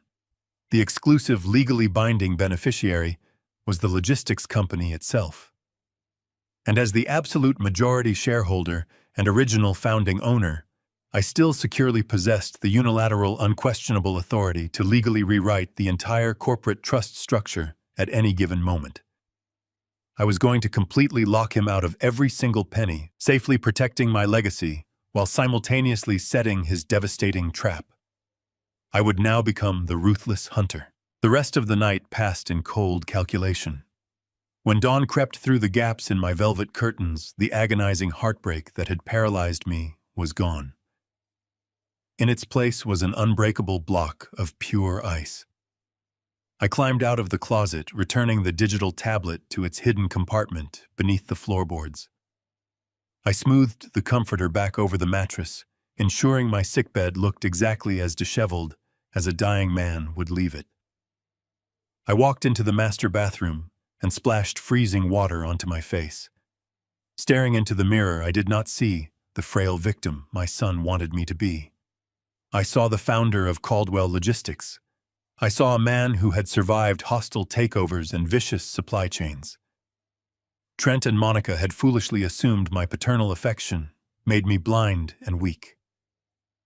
They were about to learn that the same ruthlessness I used to build my empire was now entirely focused on their destruction. I waited until 9 in the morning, listening intently as Trent and Monica prepared for their day downstairs. I heard the front door close and the hum of their luxury vehicles fading down the driveway. As soon as the house was empty, I retrieved my secure burner phone and dialed a restricted federal number I kept committed to memory. I called Special Agent Thomas Sterling. 15 years ago, when an international smuggling ring attempted to infiltrate my eastern seaboard shipping routes, Thomas was the lead investigator assigned to the case. We had worked closely together to dismantle the entire criminal operation. I respected his sharp intellect, his uncompromising moral compass, and his absolute discretion. When he answered the phone, his voice was crisp and professional. I bypassed the standard pleasantries. I told him I had uncovered a massive corporate embezzlement scheme tied directly to underground offshore syndicates, and that it was intimately connected to an active attempted murder. I told him the primary suspect was my son. Thomas instructed me to meet him at a secure, unmarked federal facility on the industrial outskirts of the city. I dressed in layered clothing, slipped out the back door, and drove my oldest vehicle to the rendezvous point. Thomas was waiting for me in a sterile, windowless briefing room. He looked older, his hair dusted with gray, but his eyes were just as piercing as I remembered. I sat down across the metal table and began to empty my briefcase. I systematically laid out the nightmare my life had become over the past 48 hours. First, I handed him the encrypted flash drive containing the raw Caldwell Logistics server logs detailing the $15 million Trent had stolen and incinerated on unregulated cryptocurrency exchanges and illicit gambling platforms. Next, I placed the forensic toxicology report on the table outlining the weaponized thallium delivery system disguised as a biometric watchpad. Finally, I handed him a secondary drive containing the hidden camera footage of Trent and Monica, calculating the exact timeline of my chemical execution and their subsequent corporate insurance payout. Thomas sat in stunned silence as he reviewed the mountain of evidence. He read the toxicology report twice, his jaw tightening with disgust. He plugged the flash drives into a secure offline terminal and watched the living room footage. The sheer sociopathic cruelty radiating from Monica and the greedy desperation dripping from Trent filled the small room. When the video ended, Thomas slowly removed his reading glasses and rubbed the bridge of his nose. He looked at me with a mixture of professional shock and deep personal sympathy. "Harrison," he said, his voice quiet. "We have more than enough probable cause here to authorize a heavily armed tactical raid on your residence and the corporate headquarters this afternoon. We can have your son and your daughter-in-law in federal custody before the sun goes down. They will face decades behind bars for grand larceny, wire fraud, conspiracy, and attempted murder. We can easily end this terrible, exhausting nightmare for you right now and legally ensure they rot in a concrete cell for the rest of their miserable, empty lives. I stared into the federal agent's eyes, my expression unreadable. No, I replied, my voice steady and cold. I do not want an immediate, quiet arrest behind closed doors. I do not want them spirited away in the middle of the night. If we arrest them today, Trent will spin the narrative. He will play the victim. He will hire expensive lawyers and try to claim the mob forced his hand.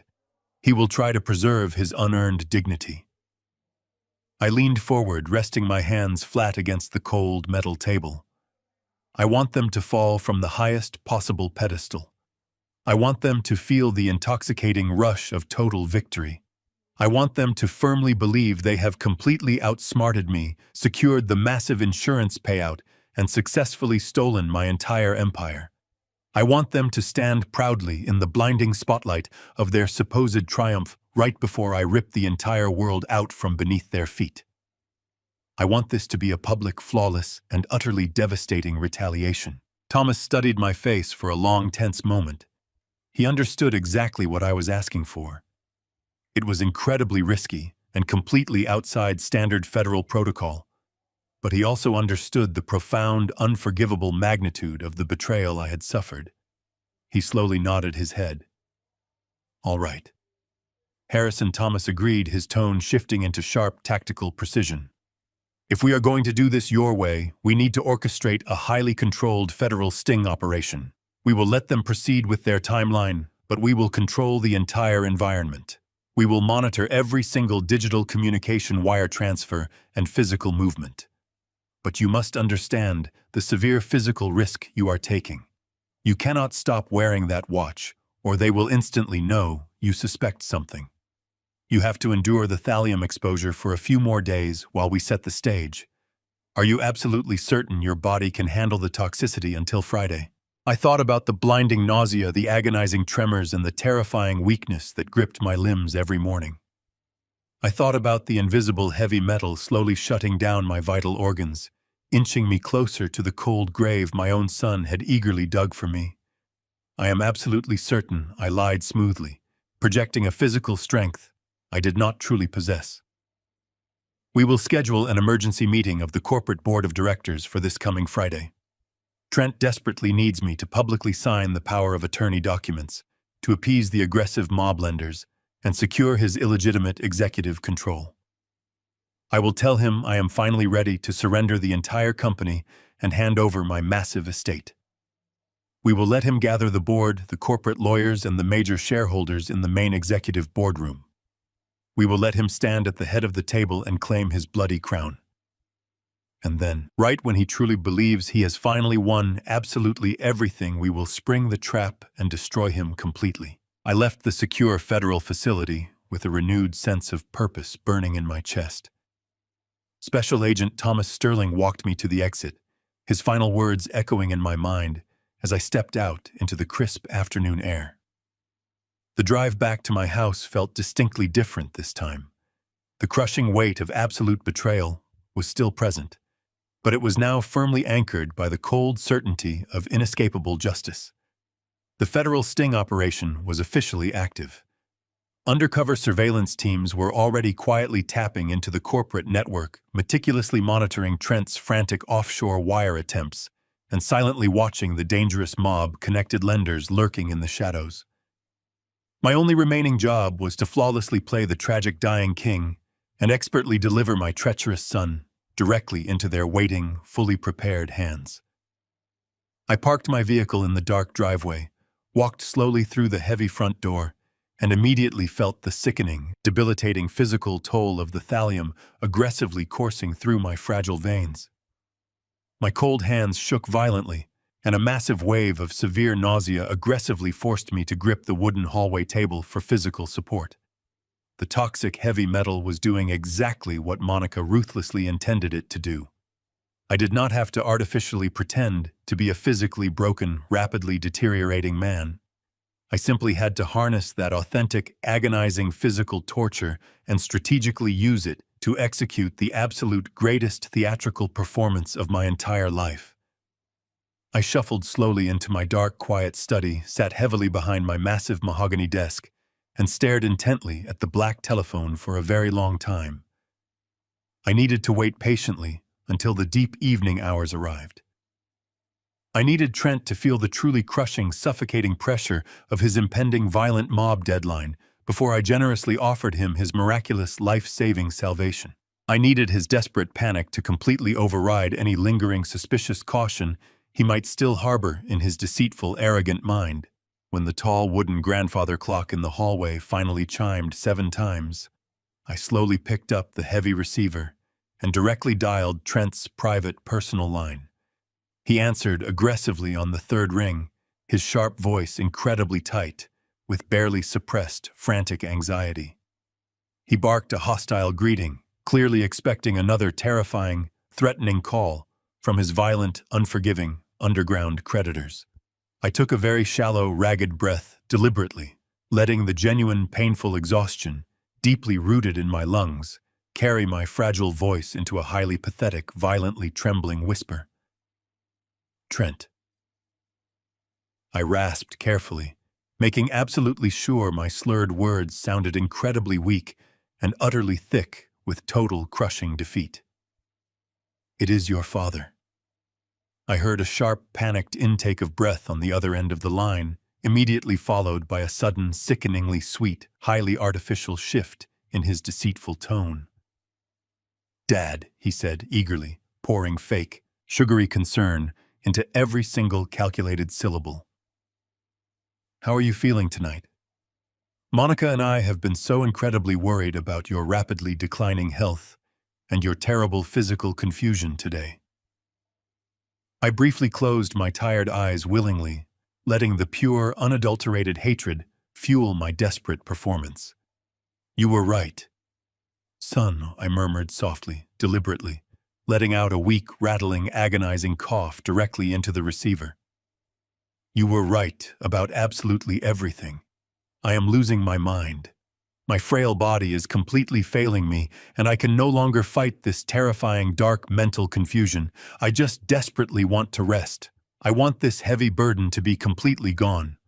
Bring the legal power of attorney documents. Bring whatever financial transfers you urgently need. I will officially sign absolutely everything over to you entirely. The total silence that instantly followed my total surrender was incredibly heavy and profoundly thick. I could practically hear the greedy, calculating gears rapidly turning in his head as he gleefully realized he had just won the ultimate financial lottery. Oh, Dad. Trent breathed out perfectly, masking his jubilant, triumphant victory behind a thick veil of solemn, dutiful family responsibility. I know this is a terribly difficult, painful decision for you, but it is truly for the absolute best. I will properly take care of absolutely everything. You just focus entirely on resting your tired body. I will drive over to the house right now with the corporate lawyers to finish the paperwork. No, I interrupted immediately, my ragged voice incredibly weak, but suddenly very firm, injecting the exact right amount of stubborn, lingering old pride into the tense conversation. Not quietly here in the dark, like some shameful, hidden family secret. I proudly built Caldwell Logistics from nothing with my bare hands. I poured 40 long years of my blood, my sweat, and my tears into that massive corporate empire. If I am going to finally surrender my throne and permanently hand over my entire personal financial estate, I am going to do it with proper dignity. I am going to do it in the bright light of day. I paused deliberately, actively, letting my painful breathing labor heavily and loudly into the telephone receiver. I want an official emergency meeting of the entire board of directors called for this coming Friday morning. I want the corporate attorneys, the executive vice presidents, and all the major shareholders physically present in the main executive boardroom. I want to look them all directly in the eye, give a proper honorable farewell speech, and publicly pass the powerful torch to my only son. If you truly want my legal signature on those critical documents, Trent, that is my one and only non-negotiable condition. Trent hesitated quietly. I could practically feel his desperate, terrifying panic aggressively warring with his truly monumental, blinding greed. He absolutely needed that massive amount of money immediately to completely pay off the violent mob syndicate by late Friday evening. A public board meeting unfortunately delayed his direct access to my personal trust funds by 48 highly stressful, incredibly dangerous hours.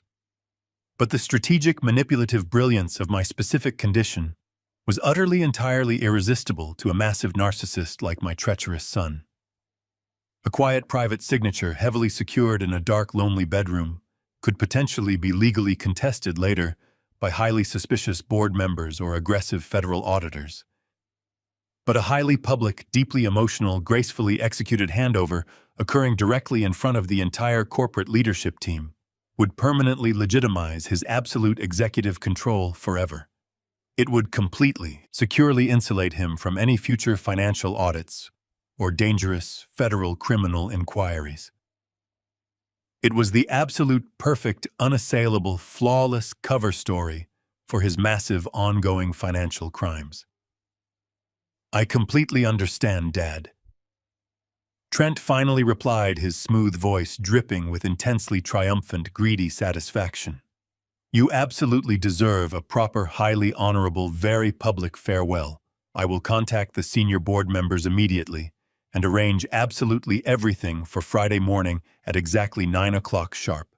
I will personally have the corporate legal team prepare the final power of attorney files and the complete estate transfer binders. You will not have to worry about a single thing ever again." I thanked him weakly, whispering my love before disconnecting the line. The pathetic facade vanished instantly. I sat perfectly straight in my chair, cold ice freezing over my heart. The massive trap was flawlessly set. Now I just had to simply survive until Friday morning finally arrived. The next 48 hours were an agonizing exercise in endurance. I forced myself to continue wearing the lethally laced timepiece, allowing the heavy metal toxins to steadily seep into my bloodstream to maintain the flawless illusion of my impending death.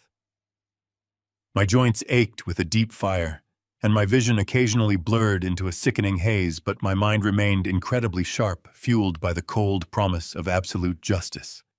I meticulously coordinated every unseen detail with Special Agent Thomas Sterling, ensuring his undercover federal teams were perfectly positioned throughout the city.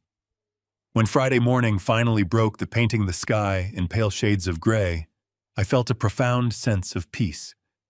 The agonizing wait was over. The final act of this treacherous play was officially beginning. I dressed in a tailored, dark charcoal suit that hung loosely on my deteriorating frame, intentionally amplifying my frail appearance.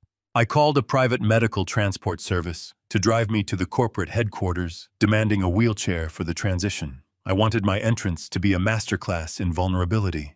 The glass and steel facade of the Caldwell Logistics Building loomed against the skyline, a monument to 40 years of my relentless sacrifice.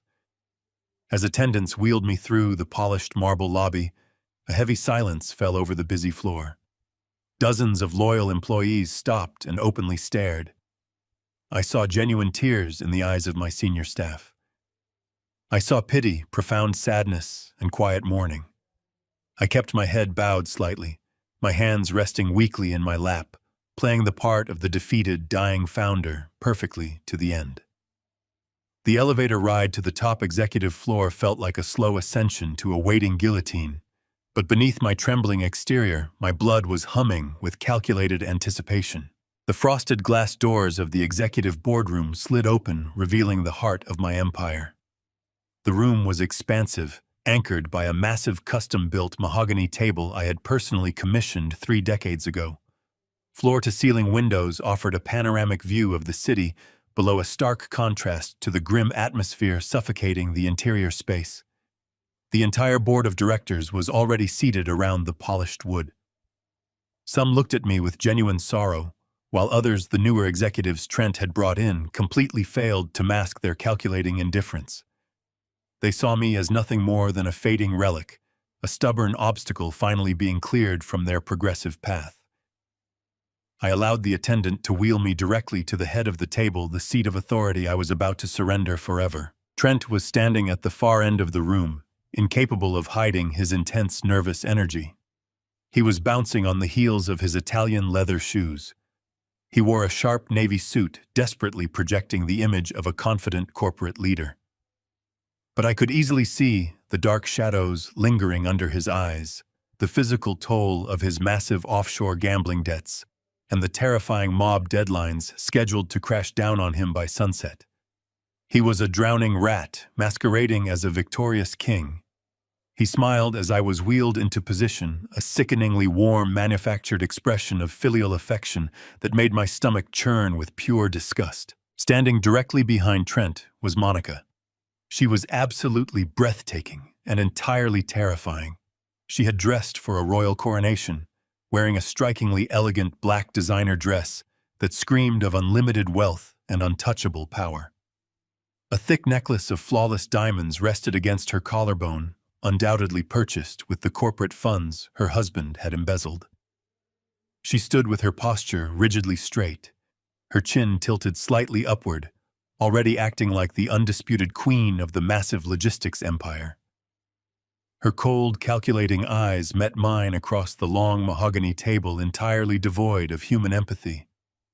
I saw the quiet calculation flashing in her gaze. She was mentally counting the hours until the thallium finally stopped my beating heart. She was already spending the $25 million corporate life insurance payout in her twisted sociopathic mind. Seated directly to Trent's right was Thomas Bradley, the smooth, notoriously corrupt senior corporate counsel. Bradley was a slick, highly unethical legal shark who had quietly facilitated many of Trent's questionable corporate maneuvers over the past 18 months. He possessed the incredibly rare, highly dangerous ability to make highly illicit financial transactions look perfectly acceptable on official corporate paper. Bradley was wearing a smug, satisfied smirk, clearly anticipating a massive, lucrative bonus for officially processing this hostile, treacherous transition of ultimate power. He smoothly reached into his thick leather briefcase and pulled out a massive stack of densely printed legal documents. He neatly aligned the heavy papers on the polished mahogany table, gently smoothing the crisp edges with his perfectly manicured hands.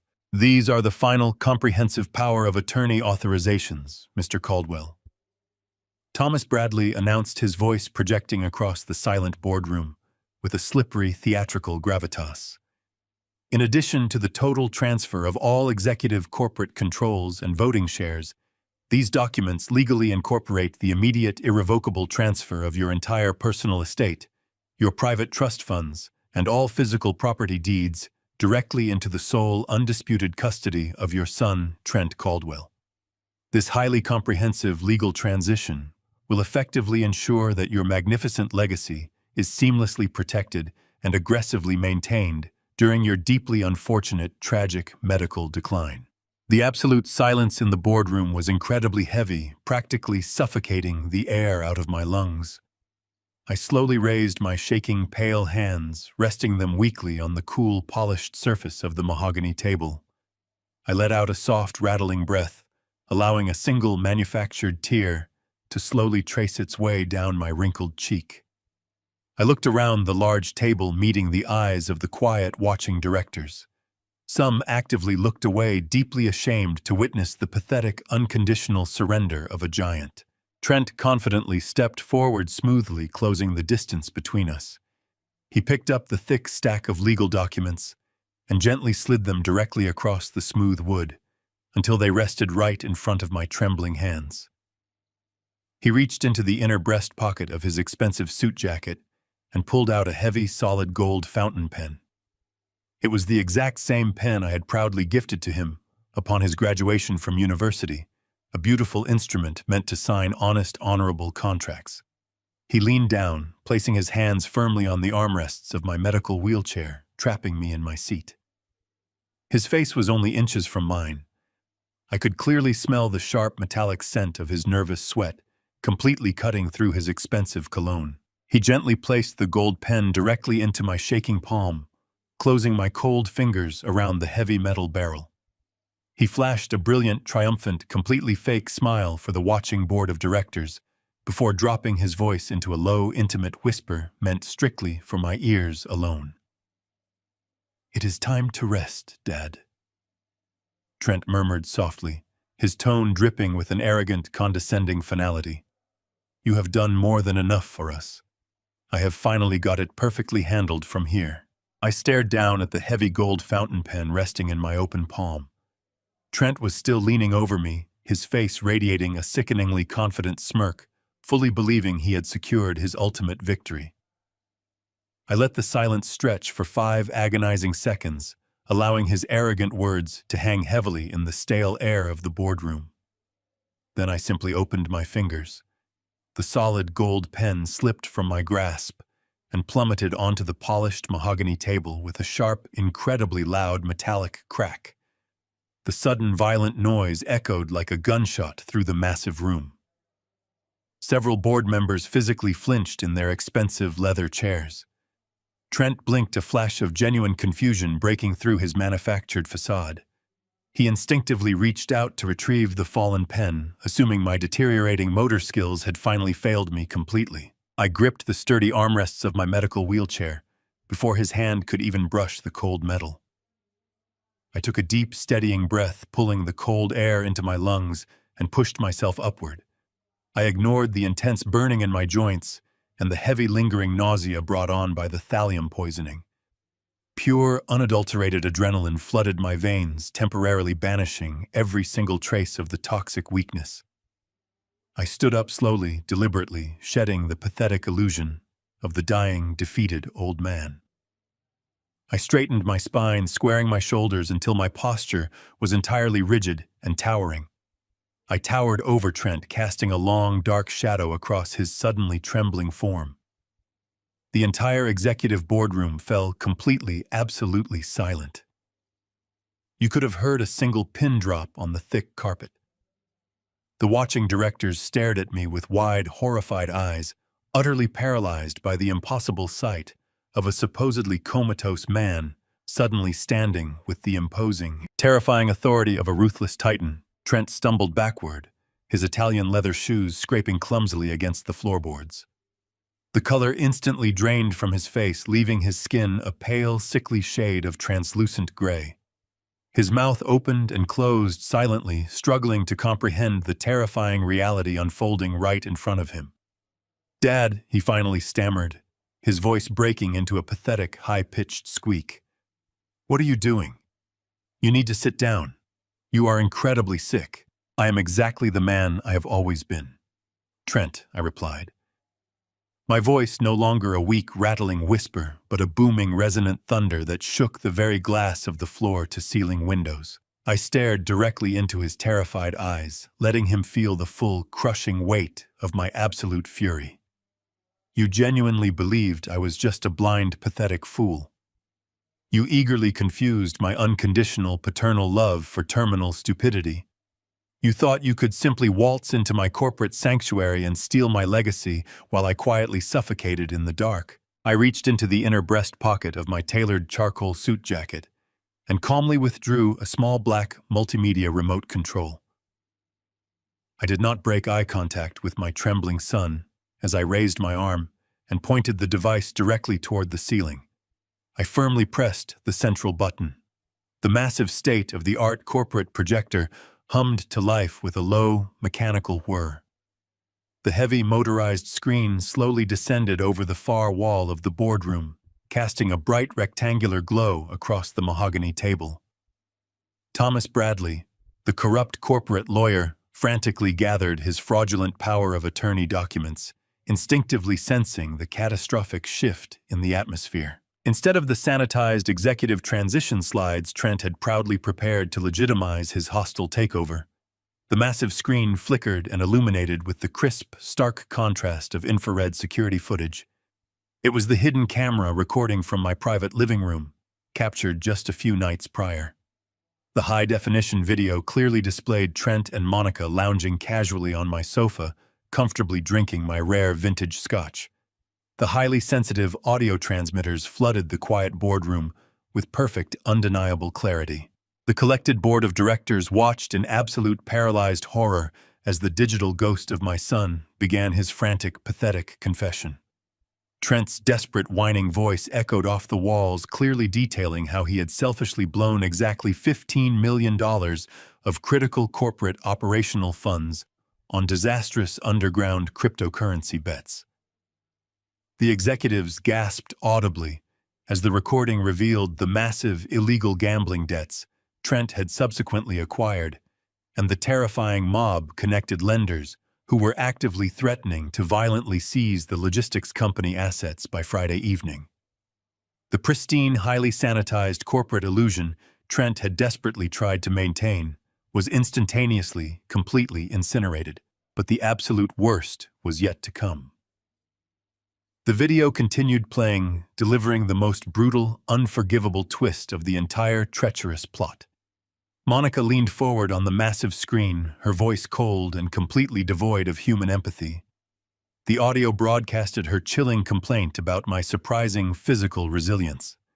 She explicitly ordered Trent to aggressively increase the lethal dosage on the transdermal watchpad.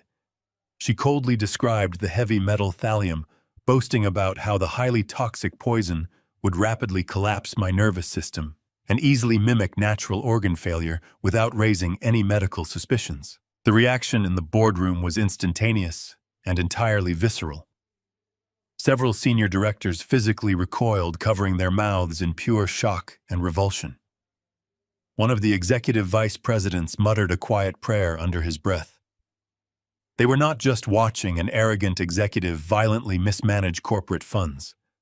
They were actively bearing witness to a calculated, cold-blooded, and entirely premeditated murder plot, discussed with the casual indifference of planning a weekend vacation. The recording reached its devastating climax. Trent's digital voice filled the room, eagerly outlining his final treacherous endgame. Once he signs the power of attorney, we toss him in a nursing home and let the thallium finish the job, the recorded Trent explained greedily. As soon as his heart stops, the $25 million Key Man corporate life insurance policy pays out to me. We clear the debts, liquidate what is left, and disappear to Europe. The ultimate sickening betrayal was finally laid bare for the entire world to see. My life, my decades of relentless sacrifice was literally worth nothing more than a $25 million payout to my only child. I clicked the black remote control a second time. The infrared video vanished instantly, replaced by the highly detailed multi-page forensic toxicology report from the private laboratory. The massive screen brightly displayed the lethal levels of heavy metal detected in the watch casing, complete with the official chemical breakdown of the weaponized hydrogel and the certified signature of the lead toxicologist. The undeniable concrete scientific proof of their attempted assassination glared down at them, entirely irrefutable and absolutely damning. Trent collapsed heavily into a leather chair, his entire body shaking violently as the inescapable reality of his total destruction finally caught up to him. He buried his face in his trembling hands, letting out a pathetic, muffled sob of pure terror. Monica, however, reacted with the instinct of a cornered, desperate predator. Her meticulously crafted mask of elegant, untouchable superiority completely shattered into a million jagged pieces. She realized in a fraction of a second that her glamorous, wealthy future was entirely dead, and she was going to spend the rest of her life in a federal prison cell. She let out a harsh, guttural scream of pure panic and lunged aggressively across the boardroom. Her expensive designer heels slipped on the polished floor as she frantically scrambled toward the multimedia console, desperately trying to reach the thick, black power cord to manually disconnect the projector from the wall. She wanted to violently kill the presentation, to somehow stop the horrific truth from continuing to broadcast her undeniable guilt to the horrified audience. "Freeze!" I commanded, my voice cracking like a physical whip across the room. The sheer absolute authority behind my single word hit her like a solid brick wall. Monica stopped dead in her tracks, her hand hovering mere inches away from the electrical outlet. She slowly turned her head to look at me, her eyes wide with a profound, consuming terror she had never experienced before in her entire life. She was completely frozen, trapped under the burning weight of my unforgiving glare. The trap had flawlessly, permanently slammed shut. "You are right, Trent." My absolute steady voice boomed across the vast expanse of the large boardroom, loudly echoing with 40 long years of unquestioned corporate authority. "I am finally resting today, but you are going to prison." The heavy frosted glass doors of the executive boardroom did not simply open. They violently burst apart. A highly coordinated flood of armed tactical agents representing both the Federal Bureau of Investigation and the Chicago Police Department surged into the room. Special Agent Thomas Sterling led the aggressive charge, his weapon drawn, and his tactical vest clearly identifying his absolute federal authority. The sheer overwhelming force of the sudden raid instantly shattered the fragile, terrified silence that had gripped the corporate directors. "Federal agents, nobody move. Keep your hands exactly where we can see them." Sterling roared, his commanding voice cutting through the rising panic. The senior board members immediately scrambled backward violently, pushing their expensive leather chairs away from the long mahogany table. They pressed their backs flat against the cold floor-to-ceiling windows, desperately trying to physically distance themselves from the unfolding criminal catastrophe. Thomas Bradley, the corrupt corporate counsel, practically fell out of his seat. He raised his perfectly manicured hands high into the air, his face pale with sudden terrifying realization that his lucrative illegal career was permanently over. Trent did not even have the necessary time to process the violent intrusion. Two heavily armored federal agents forcefully grabbed him by his tailored shoulders. They brutally slammed him face first against the polished surface of my custom mahogany table. The sickening thud of his skull hitting the hard wood echoed loudly. His arms were violently wrenched behind his back, and the sharp metallic click of heavy steel handcuffs locking around his wrists sounded like the ultimate final gavel drop of his privileged life. Monica fought back with the wild, unhinged ferocity of a cornered animal, as a female officer lunged forward to apprehend her. Monica violently swung her arms, her manicured nails raking across the air. She let out a piercing, hysterical scream that tore through the boardroom, a sound so entirely devoid of her usual elegant sophistication that it barely sounded human. Her perfect, untouchable facade was entirely, completely destroyed. The expensive black designer dress tore slightly at the shoulder as two officers wrestled her aggressively to the ground. They forced her face against the plush corporate carpet, securely fastening her hands behind her back. "Get your filthy hands off of me!" Monica shrieked, thrashing her head wildly from side to side. Her flawless makeup was heavily smeared with angry tears, and the thick necklace of flawless diamonds dug painfully into her collarbone as she struggled against the unyielding federal restraints. "I am Monica Caldwell. You have absolutely no legal right to touch me. I demand to call my private lawyers immediately. This is a massive, unforgivable mistake. The only mistake you made was attempting to chemically execute a federal witness," Agent Sterling replied coldly, standing directly over her struggling form. He did not offer her a single ounce of professional sympathy. He expertly read her constitutional rights, his crisp, authoritative words entirely drowning out her frantic, high-pitched protests. Trent, however, had completely abandoned any lingering pretense of arrogant defiance. As the tactical agents roughly hauled him up from the wooden table, his knees buckled beneath his weight. He dropped heavily onto the floor, falling directly to his knees right in front of my medical wheelchair. He was openly, uncontrollably sobbing. The thick, arrogant pride that had previously fueled his treacherous corporate takeover had completely evaporated instantly, replaced by the raw, pathetic terror of a deeply cowardly man finally facing the devastating consequences of his own horrific actions. "Dad, please," Trent begged, his voice cracking and breaking into a high, desperate whine. Large, heavy tears streamed down his face, dripping onto his sharp navy suit. "Please, you have to stop them. You have to tell them this is a terrible misunderstanding. I was absolutely desperate. Those underground lenders were going to physically kill me, Dad. They were going to violently dismantle everything you built. I only did this to safely protect our massive family empire. You have to show me some mercy. I am your only son." I looked down at the weeping, trembling man kneeling in front of me. I searched my own heart, looking for even a tiny, lingering fragment of paternal affection. I searched for the warm, unconditional love that had previously motivated me to blindly trust him with my entire legacy. But there was absolutely nothing left. The thallium poisoning had physically ravaged my body, but his profound sociopathic betrayal had permanently, completely severed my soul from his. My eyes were entirely devoid of any human warmth as I stared at his pathetic, weeping face. "You did not aggressively protect our family empire, Trent," I stated, my voice echoing with a cold, terrifying emptiness. "You selfishly tried to burn it to the ground, to comfortably finance your own arrogant, greedy failures. You actively plotted to violently steal my life, completely secure, in the arrogant assumption that your bloodline granted you total immunity from basic human morality." I slowly reached across my body with my trembling right hand.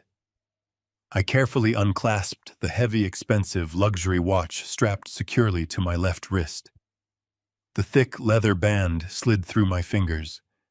The highly lethal transdermal pad, deeply saturated with the toxic heavy metal that had been slowly shutting down my internal organs for an entire week, was still firmly hidden securely inside the custom casing.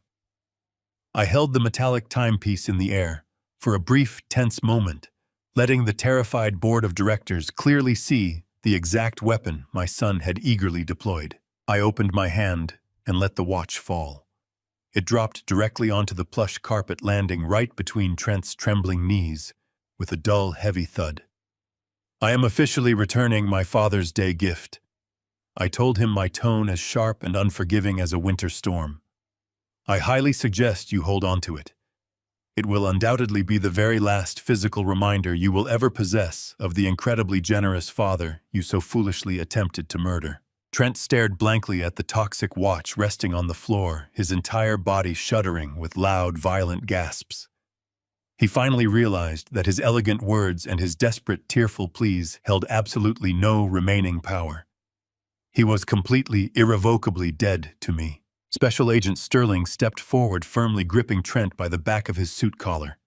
He hauled my weeping son to his feet forcefully, pushing him toward the shattered, frosted glass doors of the boardroom. The armed officers mirrored his strict, aggressive movements, firmly dragging a still, screaming, thrashing Monica right behind him.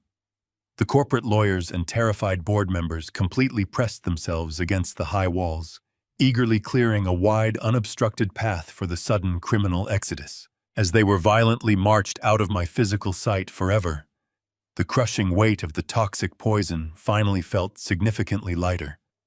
My vast corporate empire was completely safe, and my unforgiving justice was perfectly delivered right now. 6 months later, the chilling winds of Chicago felt refreshingly crisp against my face as I walked down the bustling downtown avenue.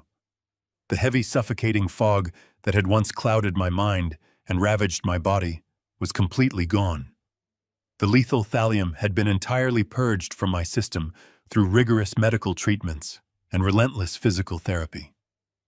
My strength had fully returned, and my vision was remarkably clear. Trent and Monica were no longer my terrifying burden. They were currently residing in a maximum security federal penitentiary, both serving mandatory sentences of 20 years for their brutal convictions of attempted murder and massive wire fraud. The highly publicized trial had been a brief, devastating spectacle, ending with their absolute ruin. I had legally, irrevocably disinherited Trent from my entire estate, ensuring he would never touch a single penny of the legacy he had so ruthlessly tried to steal. I successfully steered Caldwell Logistics back from the dangerous brink of financial ruin, stabilizing the corporate accounts and completely eliminating the underground mob debts he had cowardly incurred. The company was stronger than ever, but my personal perspective on life had fundamentally shifted. I stopped in front of a beautiful, highly upscale storefront, boasting gleaming glass windows and elegant gold lettering. I pushed open the heavy mahogany door, a warm, inviting bell chiming softly above my head. The rich scent of fine leather and freshly brewed espresso filled the immaculate room. Behind the pristine glass counters filled with magnificent, intricate timepieces stood Viktor Abramov. 6 months ago, Victor was just an incredibly observant jeweler working out of a tiny, cramped subway booth. He was the brilliant, meticulous man who had first noticed the microscopic tampering on my watch casing, ultimately saving my life. I smiled warmly as he looked up from his workbench. I had fully financed this magnificent new storefront for him as a profound, silent thank you for his incredible vigilance and unparalleled honesty. Victor wiped his hands on a clean cloth and stepped around the polished counter, returning my genuine smile with a firm, respectful handshake. We sat down together in 2 plush leather chairs near the large front window, sharing a hot cup of dark coffee while watching the busy city rush by outside. We did not need to explicitly discuss the terrifying darkness of the past or the brutal betrayal that had originally brought us together. We were simply 2 men quietly enjoying a peaceful morning, sharing a profound, unspoken understanding of the absolute true value of time. Every single ticking second was no longer a terrifying countdown to a tragic demise, but a precious, hard-earned victory. I took a slow, deep breath, savoring the rich taste of the coffee and the comforting warmth of the morning sun against my skin. I had successfully torn down my own empire to completely expose the treacherous wolves hiding inside my own home, and in doing so, I had finally reclaimed my own life. I looked at the beautiful watches displayed around us, listening to their steady, rhythmic heartbeats. They were no longer dangerous weapons of silent assassination, but beautiful testaments to survival resilience and the enduring strength of the human spirit. The painful scars of my son's horrific betrayal would likely never heal entirely, but they no longer defined my daily existence. I was alive, I was completely free, and my future was entirely my own to write. I smiled again, letting the quiet atmosphere wash over me. The vast logistics company was now operating flawlessly without the dark shadow of corruption. I had appointed a trustworthy executive board to handle the daily operations. My legacy was entirely secure. I took another long, relaxing sip of the excellent espresso. The bitter past was officially behind me, and the bright morning held infinite promise. I had survived the absolute worst, and now I was truly ready to live again. Blood does not automatically grant someone the right to your unyielding trust, nor does it excuse malice disguised as love. As parents, we spend our lives building a fortress to protect our children, but we must never let love blind us to the wolves standing inside our own gates. Betrayal from within is the most toxic poison, silently destroying you while you refuse to see the signs. True family is defined by respect, loyalty, and actions, not just a shared last name. Never be afraid to tear down your empire if it means surviving the people trying to steal it. Have you ever discovered a shocking betrayal from someone you trusted with your life? How did you fight back? Drop your story in the comments below. If Harrison's revenge satisfied you, please hit the like button, subscribe to the channel, and share this video with someone who truly needs it.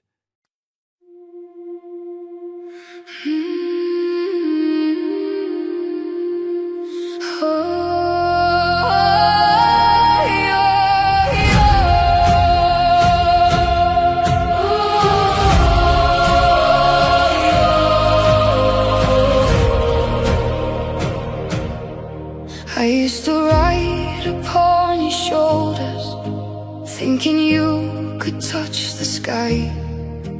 Every road felt less uncertain when I saw the world through your eyes. You were stronger than the mountains, taller than the northern pines. And when the winter winds were coming, you would stand between them and I.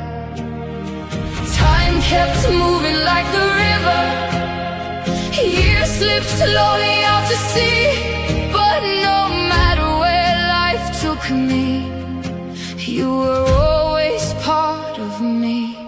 I am my father's daughter, in every step I take, and every time I choose to stand when it's easier to break.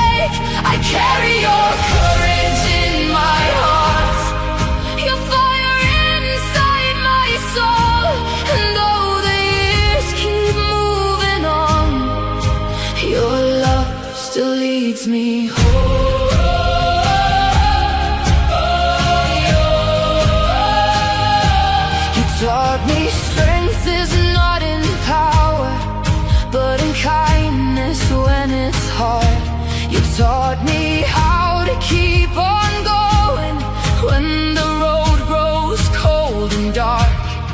Every lesson, every story, every laugh around the flame lies within me like an echo, calling softly through my name.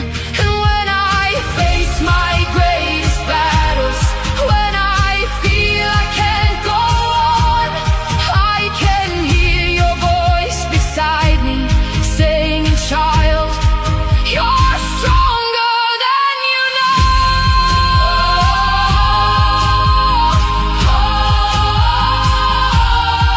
I am my Father's daughter, in every step I take, in every time I choose to stand.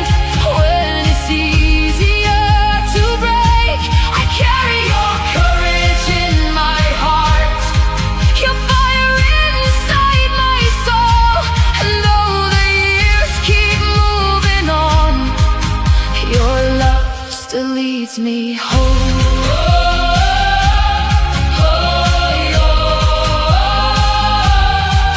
One day the snow will cover footprints, one day the fire will burn low, but the things a father gives his daughter are the things that never go.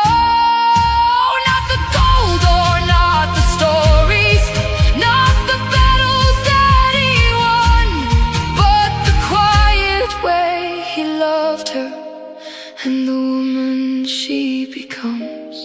I am my Father's daughter, and I always will remain. Through every triumph, every